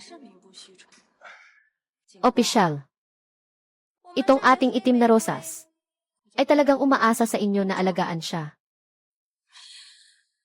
Nagnakaw siya ng napakaraming bagay. Ngunit nagdulot siya sa inyo ng ganitong kalaking abala. Gusto kong dapat siyang makuha ang nararapat sa kanya. Haha. Tama si Tia Segundo. Dapat parusahan ng mahigpit ang ganitong uri ng tao sa lipunan.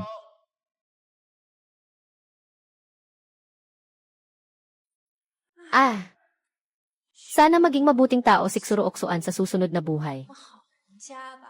Hahaha. Chen Jiao Jiao, ito rin ang gusto kong sabihin sa'yo.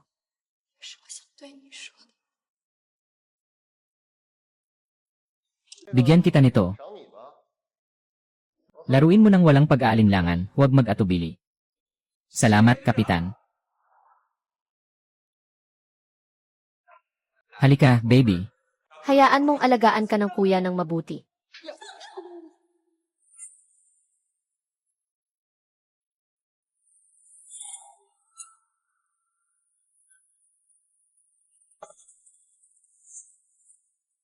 Sino kayo? Paano kayo nakapasok? Bastos, buksan mo ang mga mata mo at tingnan mo. Ito ang panganay na ginoo ng pamilyang Zhou. Panganay na ginoo Zhou. Ay naku, ang mga tao ko ay walang alam sa tunay na halaga. Hindi kita nakilala. Pasensya na, pasensya na, pasensya na. Hahaha, ay. Alam mo kung bakit ako nandito. Yenan, pakiusap, ikaw ang malaking binata. Kayo ba ang kumuha sa babae ko kanina? Hay, malaking binata. Tungkol sa sinasabi mo, nandyan siya talaga. Pero ano ba yon?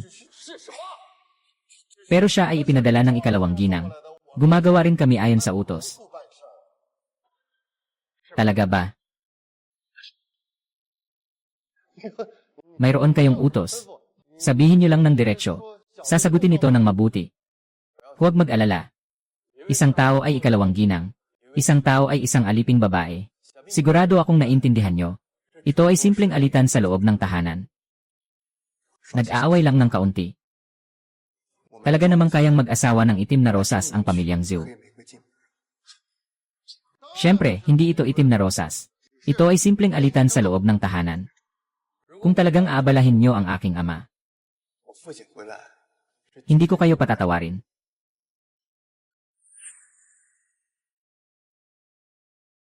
Ano sa tingin mo? Hindi kita pababayaan. Hindi, Sige ng Martes lang naman siya. Kaya hindi rin namin siya pwedeng galitin. Huwag kayong mag-alala, hindi ko kayo papahirapan. Opo. Hindi ko dadalhin ang mga concubine pero ang tao.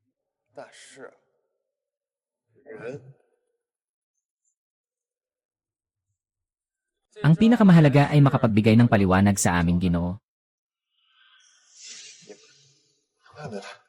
Nandito ang concubine. Dapat nating alagaan siya ng mabuti. Naiintindihan mo ba? Bilisan mo at dalhin mo siya rito.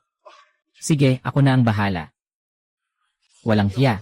Hampasin mo ako. Gusto ko yung tipong may ganitong ugali mong matapang. Tignan natin kung paano kita papakainin. Ikaw. Alam mo ba kung sino ako? Bakit mo ako ginugulat ng ganito? Tumigil ka na, sandali lang. Umalis ka na. Kumusta ka, Kapitan Tsu? Huwag kang magkakasakit, ha? Naniniwala ako na nakasakay na si Monkey.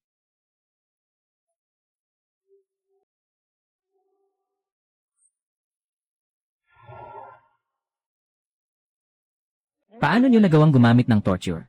Lahat ito ay inayos ni Ginoo Zhuer. Sumusunod lang kami sa utos. Ang nag-ayos ay ang doktor. Tama. Doktor.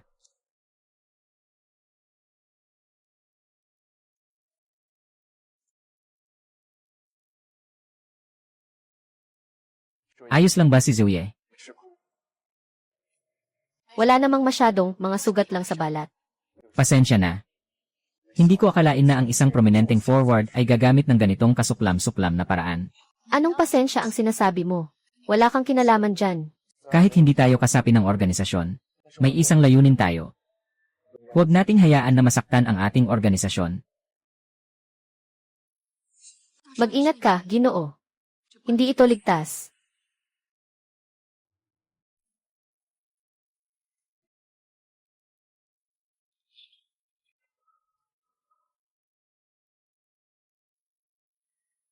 Ano ang pakay mo dito, Ginoo? Gusto mo bang iligtas ako palabas? Pumunta ako rito para tingnan ang kalagayan mo. Hindi ko akalain na talagang may plano sila. Hindi ito mangyayari kung hindi dahil kay Chen Jia o Jiao. Kung nakaligtas pa ako, isang himala na iyon. Kaya nagpa siya akong hindi na kita isama palabas.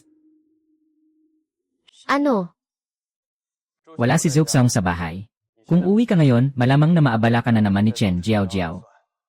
Mas ligtas na manatili ka dito. Tama rin iyon. Inutusan ko na ang mga tao dito na alagaan ka ng mabuti. Hindi sila magkukulang sa utos. Dito ka muna sa loob ng ilang araw. Hintayin mo si Zuxiu na bumalik. O kaya, sa kabuuan, kailangan mong magtiwala sa akin. Gagawin ko ang lahat. Sige, nagtitiwala ako.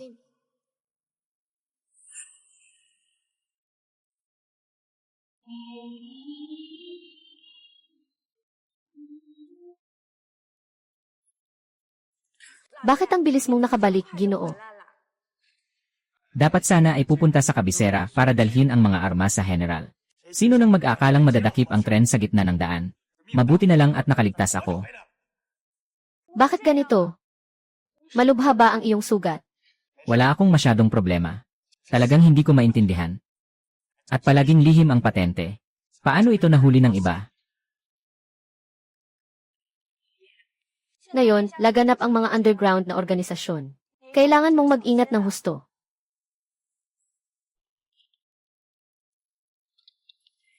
Halika po, Ginoo. Uminom muna ng tsaa. Grabe, parang baboy talaga siya, hindi ba? Grabe, parang baboy talaga siya, hindi ba? Bago pumunta sa Beijing, si Assistant Yao ay na-ospital dahil sa pagtatay. Nanakawan pa ng tren sa gitna ng biyahe. Ngayon, kahit uminom lang ng tsaa, nasusunog pa. Talagang nakakainis na hindi maintindihan. Hindi pwede. Nababahala talaga ako. Jiao Jiao, hanapin mo si Ruoyan. Kausapin mo siya. Ito, Anong nangyari? May nangyari kay Ruoyan. dinala ng pulis si Xuruoyan. Ano? Huwag po kayong mag-alala, Ginoo. Sabi ng pulis na siya ay Black Rose. Kaya dinakip nila siya. Ikaw ba ang gumawa nito? Sinabi ko sa'yo, huwag mo siyang galawin. Hindi ba nakakaintindi ng salita? Hindi po, Ginoo. Sana ay ligtas si Ruoyan. Kung hindi, huhubarin kita ng balat. Saan ka pupunta para sunduin si Ruoyan pauwi, Ginoo?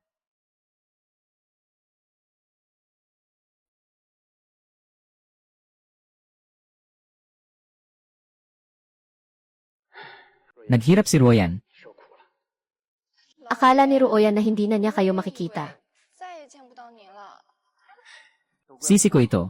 Huwag kang mag-alala, pinagsabihan ko na si Jiao Jiao. Wala nang mga api sa iyo mula ngayon.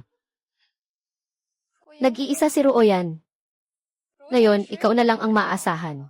Kung hindi ka pa rin magpoprotekta, mas mabuti pang mamatay na ngayon. Para hindi na magdusa pa. Alam kong ikaw ay naapi. Sa pagkakataong ito, hindi na ako magpapabaya. Jiao Jiao, ano sa tingin mo ang dapat kong parusa sa kanya? Kahit na ang pangalawang asawa ay palaging gustong ipahamak ako. Ngunit ako rin ay may pusong hindi kayang saktan ang iba. Dapat ay ipagtabuyan siya ng ama. Huwag na sanang makita siya. Baka siya'y muling magdulot ng kapahamakan sa akin. Ganoon na lang. Iyan lang ang naisip ni Ruoyan. Naku, masyado kang mabait. Sundin mo na lang siya. Nagwelga ang mga manggagawa sa pabrika ng ama. Ang mga taong ito, araw-araw pera lang ang iniisip. Pumunta ka sa hepe para ipatahimik ang mga ito sa pamamagitan ng kapayapaan. Sino man ang mang-agaw, siya ang may sala. Naiisip mo ba yan? Ano pa ang hinihintay mo? Dali na. Opo. Ruye, ayusin ko muna itong bagay na ito. Magpahinga ka ng mabuti. Opo, Ginoo. Mag-ingat ka.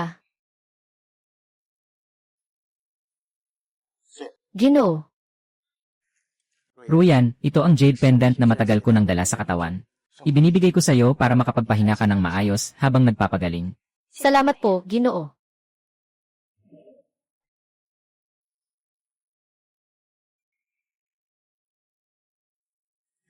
Ito ay...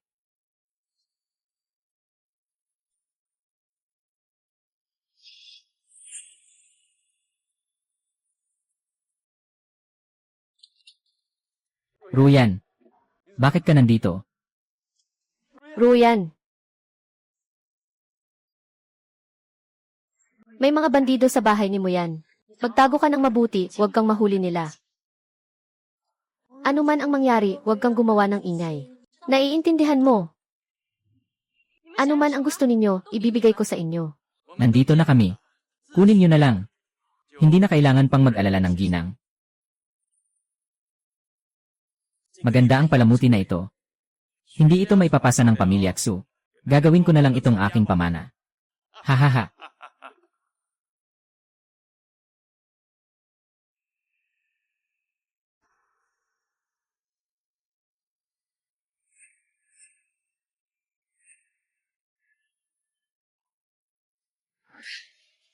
Mama, sabay tayong maghugas. Mama, huwag. Anong nangyari? Nagkaroon ka ba ng masamang panaginip?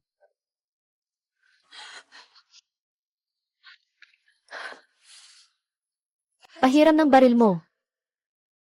Anong ginagawa mo? Patayin ko si Zuxiong. Ikaw ay baliw. Hindi mo ako binibigyan ng pagkakataon. Magpakatino ka muna, may lagnat ka pa. May oras tayo para pag-usapan ito ng mahinahon. Siya ang pamatay ng baboy. Si pamatay ng baboy. Hinahanap kita, siya ang kaaway ko na pumatay sa pamilya ko. Ay. Ano? Ito ang ibinigay sa akin ni Zuxiang kanina. Pero ito ay sa aking ina. 10 taon na ang nakalipas, pinatay niya ang buong pamilya ng Xu sa Jiangnan. Sasabihin mo ba na dapat ko siyang patayin? Ngayon, maaari mo na bang ibigay sa akin ang baril? Kung hindi, hahanapin ko ito sa sarili ko. Kung kikilos ka ngayon, naghahanap ka ng kamatayan. Wala akong pakialam kung mabubuhay ako o hindi. Basta't mamatay si Zheng Xiu. Isipin mo ang mga bata sa ospital. Kung mamatay ka, ano ang mangyayari sa kanila? Dapat gamitin mo ang limitadong lakas mo para sa isang nakamamatay na suntok laban sa kaaway. Naiintindihan ko ang nararamdaman mo, Waka. Pero hindi ito dapat madalian. Marami pang mga taong tulad ni Zuxiu na inaapi ang mga tao. At walang konsensya. Kapag namatay ang isa, may susunod pa. Kailangan nating tanggalin ang ugat. Para hindi na mamatay pa ang mas maraming inosenteng tao. At para magkaroon ng kapayapaan ang mga tao. Ano ang magagawa ko? Hindi ko nga kayang patayin si Zuxiong. Kailangan mo lang akong pagkatiwalaan. Tutulungan kitang alisin si Zuxiu. Ngunit bago yon, kailangan kong magbayad ng lahat ng halaga. Maaari ba kitang pagkatiwalaan? Hindi ko alam kung paano kita mapapagkatiwalaan. Ngunit sa puso ko, itinuturing na kitang pinakamahalagang kaibigan, kahit ang mga kasamahan. Bakit? Dahil sa mga bagay na pinagsamahan namin. Sobrang dami. Nagtulungan kaming tulungan ang mga residente ng baryo. Humingi ako ng tulong sa doktor para mapaniwala ako. Betraydor na doktor na tumulong sa akin na maglilinaw. Hindi ko pwedeng baliwalain ang lahat ng ito. Kaya sigurado akong ikaw ang pinakamaligayang tao sa puso ko.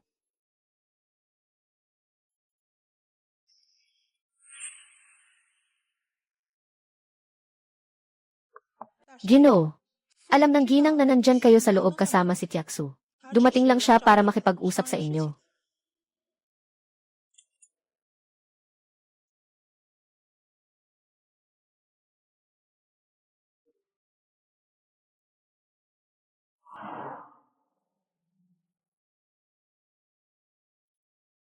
May mataas na lagnat ang ina at nalilito siya. Paano siya napunta sa pintuan ng kwarto ko? Natatakot akong may mangyari sa kanya. Kaya pinatuloy ko siya sa kwarto ko para magpahinga. Mediocre na dahilan ito. Mas mabuti pang sabihin na ako ang nagpasundo sa inyo. Mas ligtas. Pangulo, ano ba yan?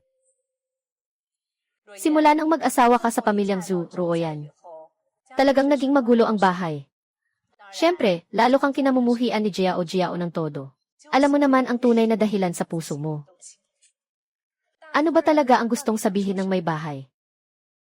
Hindi ako interesado sa intriga sa loob ng bahay. Pero ayokong may mangyaring masama sa pamilya. Hindi ko papansinin ang mga maliliit na bagay. Pero kung mailalabag sa plano ko, sino man ang gumawa ng gulo, siya ang aayusin ko. Ginang, ito ba ay babala para sa akin? Hindi mo ba? Pwede rin ninyong intindihin ng ganito. Kung ganoon, tanungin muna kami ng ginang kung paano gawin. Matalino ka. Hindi ka matatalo ni Chen Jiao. Kaya ang hiling ko lang, wag mo na lang siyang guluhin. Pero paano kung si Chen Jiao ay magdesisyon? Pumunta sa sukdulan at ilagay ako sa panganib. Kaya nga siya bobo. Hindi ko rin siya poprotektahan. Nasabi ko na ang lahat ng dapat sabihin. Maging maingat kayo sa mga desisyon ninyo.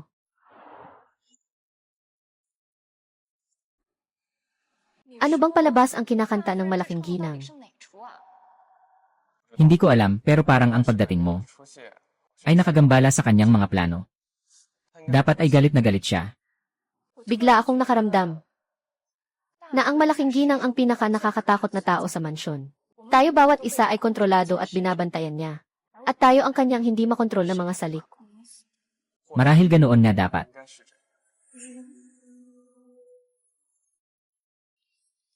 Lumabas.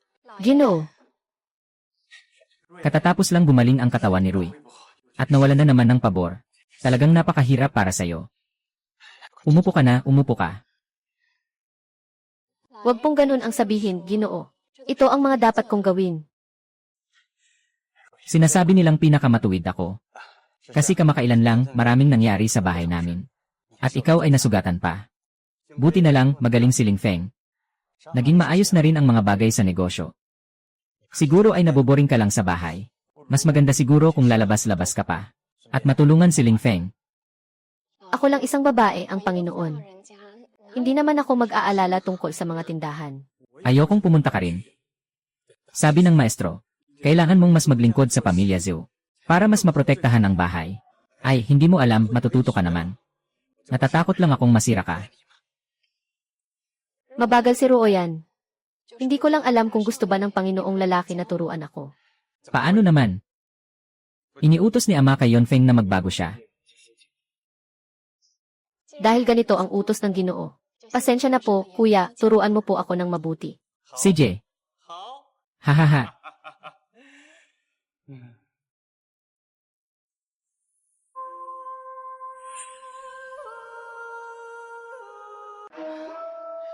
Kuya Mao, hindi na talaga tayo pwedeng maghintay pa. Hindi lang pinalalambing ng Ginoo ang babaeng iyon ngayon. Pati ang negosyo ay ibibigay na niya sa kanya para pamahalaan. Ibig sabihin, buong ari-arian ng pamilya ay ilalagay na niya sa kamay niya. Nang malaman ko ito ngayon, nag-aalala na rin ako.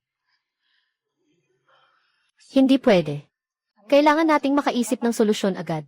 Kailangan siyang patayin. Dahil hindi umubra ang plano. Kaya't direksyon na tayo.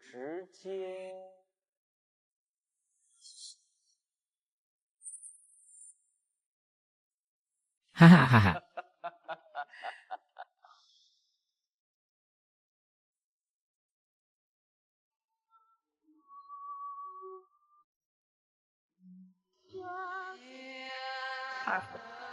Magtatrabaho ng maayos.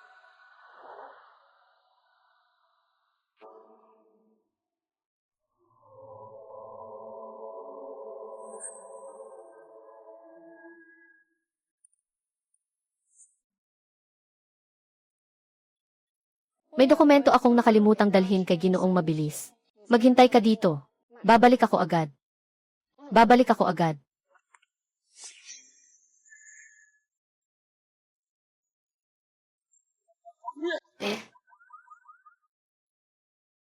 Ginoo, tikman mo ito. CJ. Hahaha.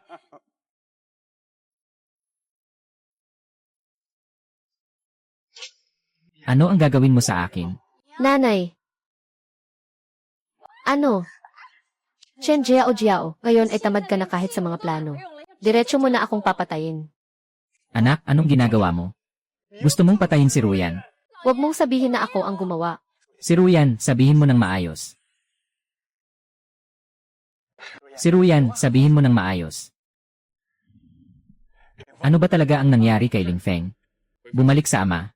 Gusto ni Auntie maglagay ng bomba sa sasakyan ni Xiao Ma para patayin. Anak, talagang gagawin mo yan? Wala akong ginawa, talagang wala.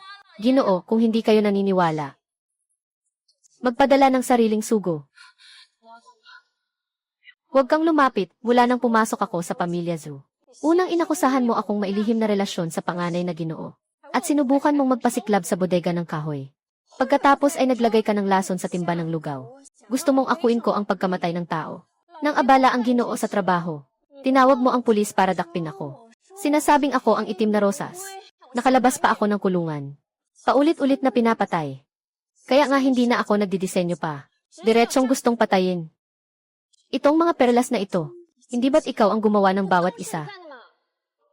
Hindi ko naman ginawang hindi ako. Inaasar ako ni Lolo na hindi ikaw. Talagang may personalidad ang mga kwintas na ito. Hindi ikaw ang gumawa.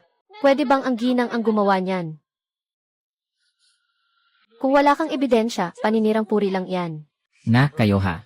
Wala nga akong ebidensya. Pero may utak ako. Binili mo ang mga tauhan. Sinira ang mga ebidensya. Ano pa ba ang makukuha ko? Wala talaga akong ebidensya. Ginoo, sino ang paniwalaan mo, ako o siya? Ano ito? Ginoo, sinabi mo na iingatan mo ako. Kung naniniwala ka sa akin, sa mga nakaraan, hindi ako magpapaliwanag. Una, magtiwala ka, isipin ang pamilya at ang kapakanan. Pero ngayon, Malinaw na niyang gustong akong patayin. Paano ako makapagtiis? ako. Sobrang na talaga ito.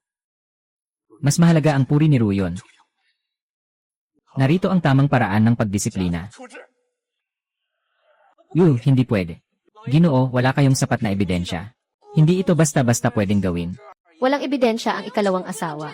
Wala na bang karapatan na magdisiplina? Bilang ulo ng pamilya, Ginoo, ano pa bang dahilan para magdisiplina ng isang asawa? Ginoo, huwag mo munang sabihin. Walang ebidensyang nagpapatunay na si Tia Segundo ang gustong pumatay sa kanya. Kaya kahit na gusto ni Tia Segundo na gumawa ng anuman, siya pa rin ang tunay na ina ng batang lalaki. Siya ang pinakamalapit sa iyo. Ganun ba? Paano mo nalaman ang mga bagay na ito? Alam mo rin. Dati hindi ko alam. Pero ngayon may tiyak na ebidensya na ako. Pumarap ka sa harap ng lolo at sabihin kung ano ang mga nagawa mo. Bumalik sa ginang. Lahat ito ay utos ng ikalawang kapatid na babae. Inutusan niya akong lokohin si Tiaksu papunta sa kwarto ng pangalawang Ginoo. Pinagbintangan silang nagtatagpo ng lihim at inayos niyang sunugin si Tiaksu at ang pangalawang Ginoo. At ngayon gusto pa niyang pasabugin si Tiaksu. Wachen Jiao Jiao. Sadyang napakabagsik mo. Kuya Li, sapat na ba ang mga ebidensyang ito? Ay, ginang, ito. Sabi ng alipin. Hindi tayo pwedeng pumayag. Sige, ayon sa gusto mo. Pag-usapan natin si Zushan.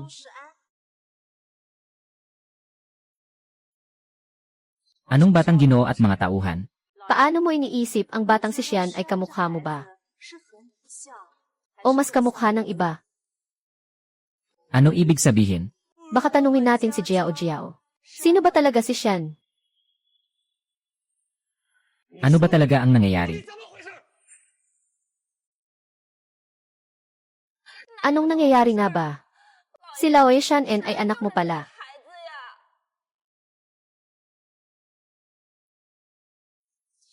Sige, alam ko nang hindi ka tatanggap.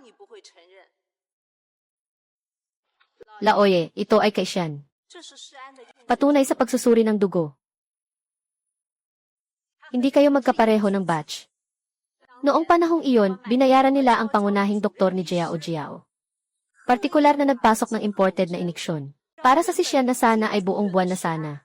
Isang buwan na na-late ang pagsilang. Ngayon lang ito tumugma sa iyong araw. Ngunit hindi nagsisinungaling ang uri ng dugo. Ang mga fingerprints sa itaas ay galing mismo sa doktor. Amen. Alam mo ba kung sino si Iya? Hindi ko kayang bigkasin ang napakadumi niyang pangalan. Mas mabuting itanong mo na lang sa may-ari ng hardin. Sino ang sinasabi mong hunter? Sino ang sinasabi mong bayaw? Panginoon, masama ang pakiramdam ko. Ano pa? Sinungaling. Ang pinatay ay ang iyong anak. Pakawalan mo ang nanay ko. Huwag mong sabihin sa iba. Huwag mong saktan ang nanay ko. Gusto kong makita kung kanino siya kamukha, maliit na salot. Pakawalan mo ako, huwag mong saktan ang tao. Pakawalan mo ako, tito tagapamahala, tulungan mo ako. Hindi mo ba sinabi na poprotektahan mo ako at ang nanay ko? Tulong, tito ng aking tagapamahala.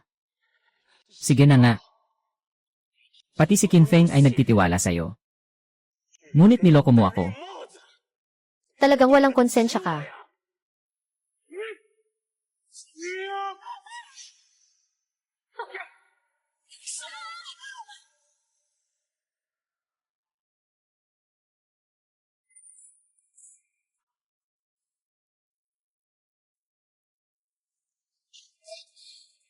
Pumatay ka sa anak ko. Ipagtatanggol kita hanggang kamatayan. Tigilan mo.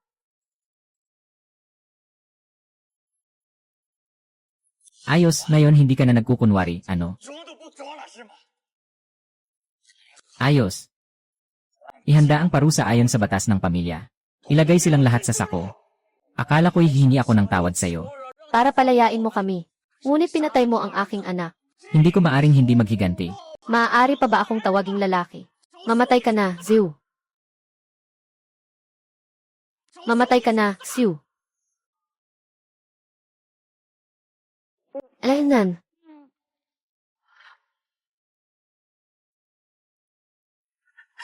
Kapatid na Kat.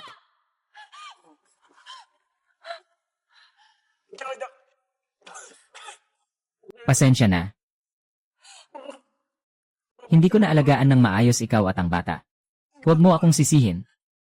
Hindi ako nagsisisi sa'yo, kapatid na Kat. Si Sheng An ang pinakamahal ka. Ako si Chen Jiao Jiao. Buhay ay ikaw ang tao. Kamatayan ay iyong multo.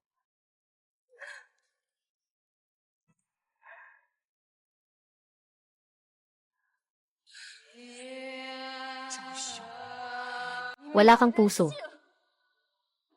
Karapat-dapat lang na hindi ka mahalin ng asawa mo. Ang iyong alipin, inaakit ang anak mong lalaki. Nakatalagang mag-isa ka lang. Ha ha ha. Hindi kita kayang talunin habang buhay pa ako. Bilang isang malupit na espiritu, hahanapin kita para singilin ang buhay mo. Ha!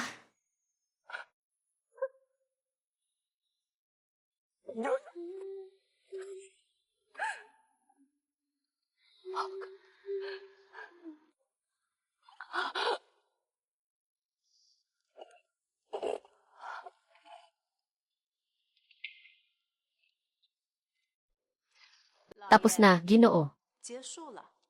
Tapos na. Tapos na. Kailan nalaman ni Hui ang tungkol dito? 3 taon na ang nakalipas nang masaktan si Xian. Gusto kong sabihin sa'yo.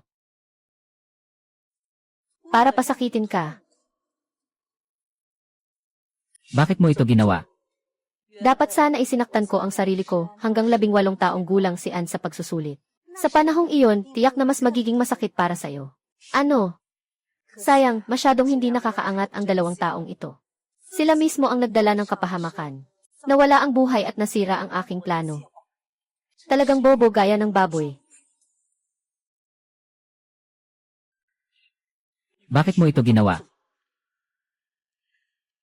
Noong panahon na iyon, nangako ka sa altar ng pamilya Kiao na makakasama mo ako sa buong buhay bilang magkapareha.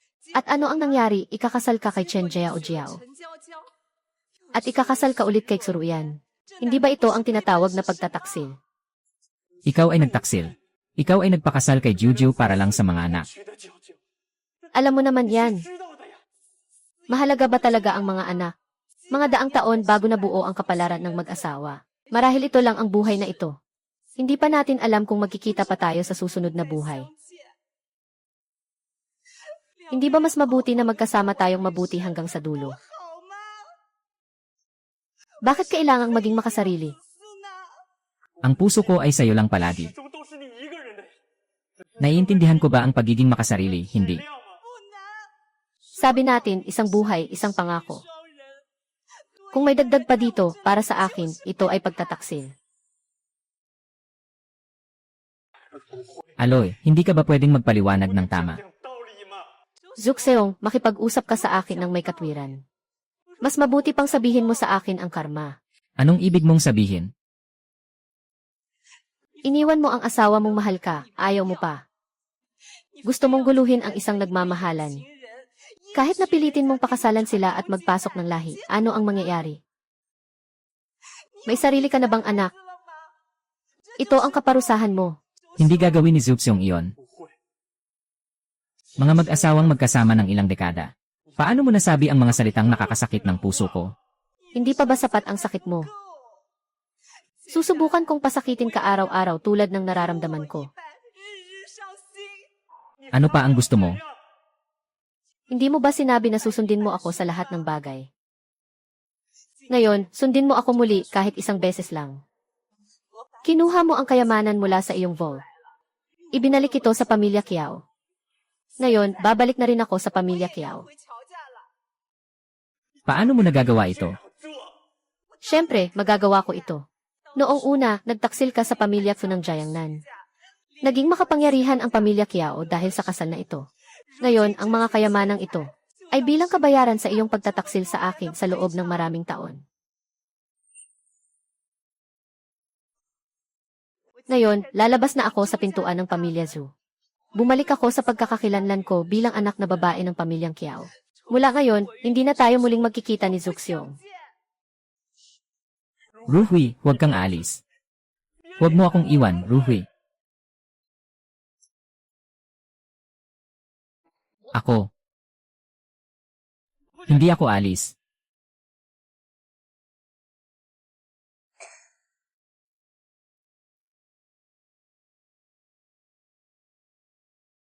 Inay, magising ka.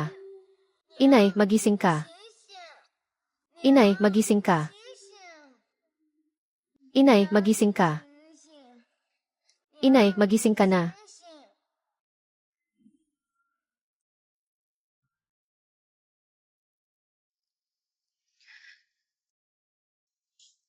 Habang nagnanakaw, gumawa rin ako ng kopya. Sa tingin ko magagamit mo ito. Salamat, malaki talaga ang naitulong mo sa akin. Walang anuman. Dahil ipagtanggol mo ako sa kulungan. Hindi na kita sisingilin ngayon. Ginoo. Babayaran kita. Suyan, umalis ka na, pagod ka na talaga. Alam kong matapos ko lang ang huling bagay, aalis na ako. Choi Hyun, pakiusap ako na. Ayos na ako sa kanya sa Zujunyan. Mabilis mo nang pagsamahin sila. Anong nangyayari sa'yo ngayon?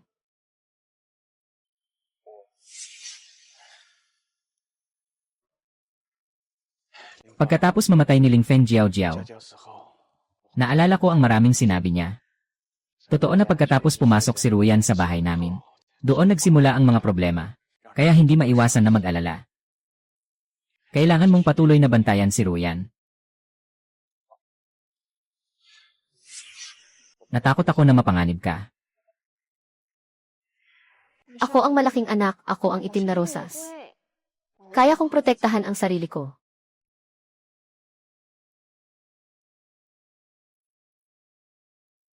Ito ang unang baril ko. Ibinibigay ko na ito sa'yo.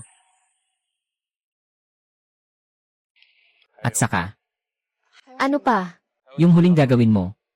Kailangan mo ba ng tulong ko? Kailangan. CJ, Sabi mo kung ano ang kailangang gawin. Kakalipat lang ng mga ari-arian si Madir sa bahay ni Kiao. Sa tingin ko, baka hindi pa niya naipon lahat. Gusto kong nakawin ito. Yan ang buong kayamanan ni Zuxiong. Siguradong marami. Pakipadala na lang ako ng tao para ilipat ito. Go. Ayos na, ganun na lang. Uuna na ako. Saan ka pupunta pagkatapos? Hindi ko pa alam kung makakapunta ako. Doon sa lugar na inorganisa namin. Iyon ang ating magandang bansa sa hinaharap.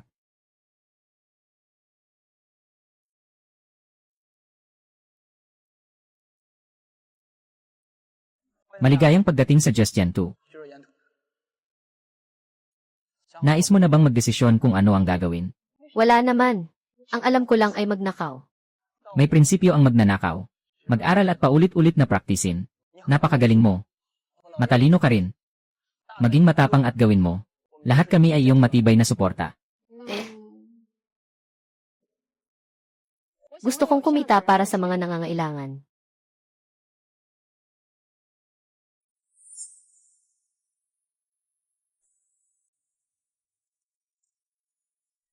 Ginozeo, sinabi sa akin ng aming tiyahin na ang mga ari-arian na kinuha niya mula sa iyo, kasama ang aming ari-arian sa pamilya ni Kiao, kinawawa ng Black Rose kagabi.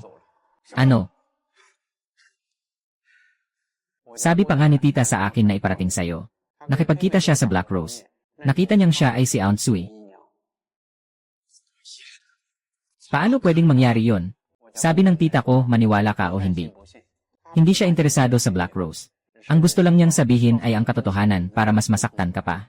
Sinabi ko na nga. Ang sama pala ng galit niya sa akin.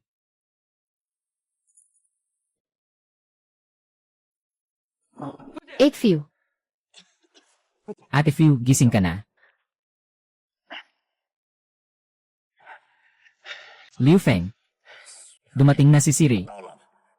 Hinanap ko na ang buong Su City, okay ba? Punta ka at hulihin mo yung sinungaling na yan para sa akin. Gusto ko siyang personal na imbestigahan. Nakarating na siya doon.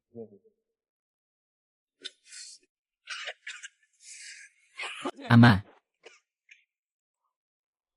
Ama. Yung tao lang na nakakaplano sa akin sa mundong ito. Ipagpatuloy mo lang ang paghahanap sa akin. Lumabas ka na. Dalhin mo siya sa harap ko.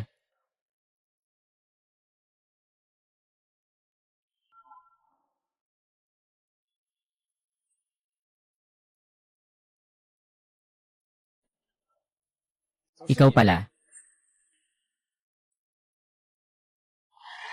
Hindi mo ba ako tinatanggap? Paano naman? Hindi ko lang inaasahan na makikita kaagad kita. Dinala kita rito para humingi ng tulong. Noon, ikaw ang tumutulong sa akin. Ngayon, ako naman ang tutulong sa'yo. Sabihin mo, anong kailangan? Sinasala ng militar ang pondo ng mga dayuhan. Naka-freeze ang pera ko sa bangko. Bukas na ang huling araw para bumili ng gamot. Ngunit kulang na kulang ang pera ko.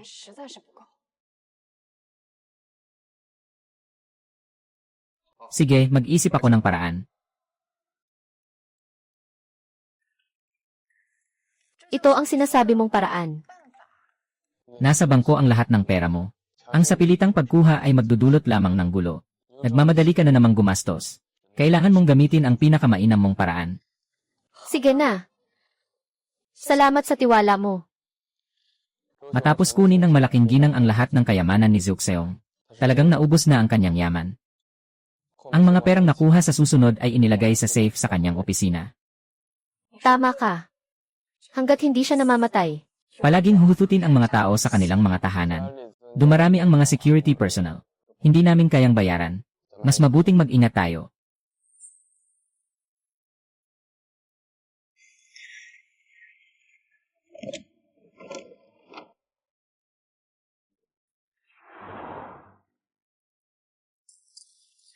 Ling Feng, bakit nandito ka? Kakapasok ko lang ng ledger sa safe. Pinatay ko na ang ilaw at handa na akong umalis. Nahanap mo na ba ang kinaroroonan ni Xuroxuan? Nandito pa ba siya? Ha? Huwag lumapit.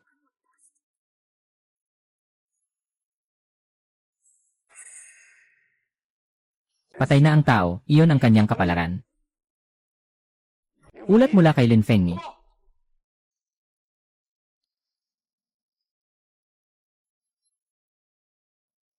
Puntahan mo agad ang Ginoo para habulin ako. Huwag na huwag silang papayagang umalis na may dala ng dokumento.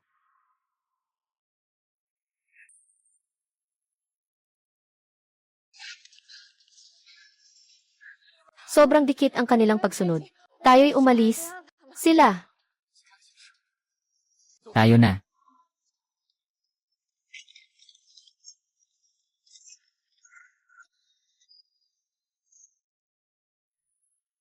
Umakyat. Sumakay ka. Huwag kang tumawa, Zhong Lihuan.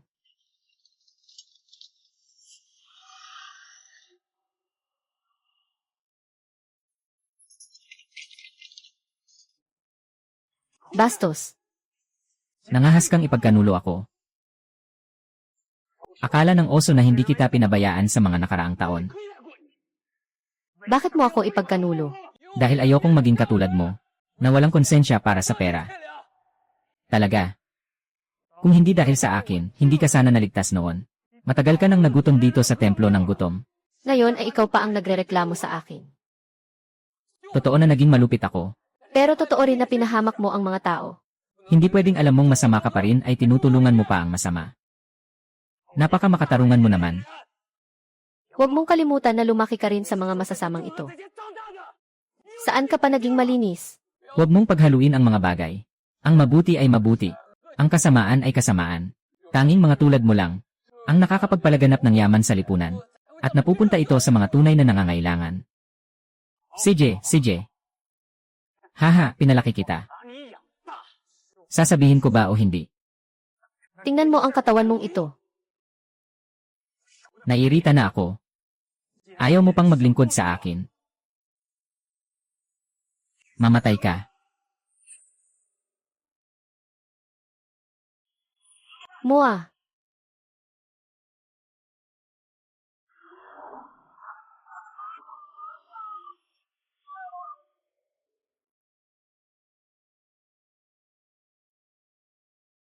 Bakit ka nandito?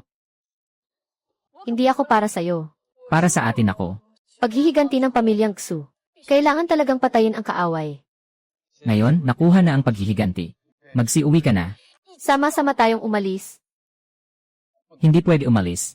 Kailangan kong magpahinga. Bakit? Para mapuksa ang milyon-milyong pamilya Zhou. Zhao Lingfeng. Minsan hindi ko lubos na maintindihan ikaw. Nangangapa. Hindi pa tapos ang base ngayon. Alam mo na, medyo tanga ako. Kahit na nagsusumikap ako sa pag-aaral. Pero kulang pa rin ang alam ko. Walang problema. Magpatuloy ka lang sa pag-aaral. Darating ang araw na maintindihan mo rin. Sige na, alalahanin mong mas marami pa. Tungkol sa'yo, simulan na natin.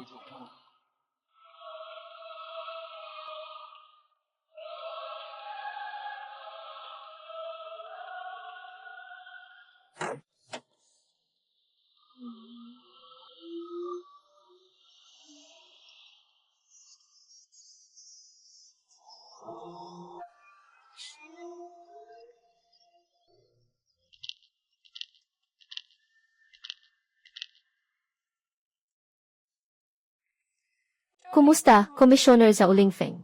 Ako si bagong tagapag-ugnay sa Sucheng. Codename, Itim na Rosas.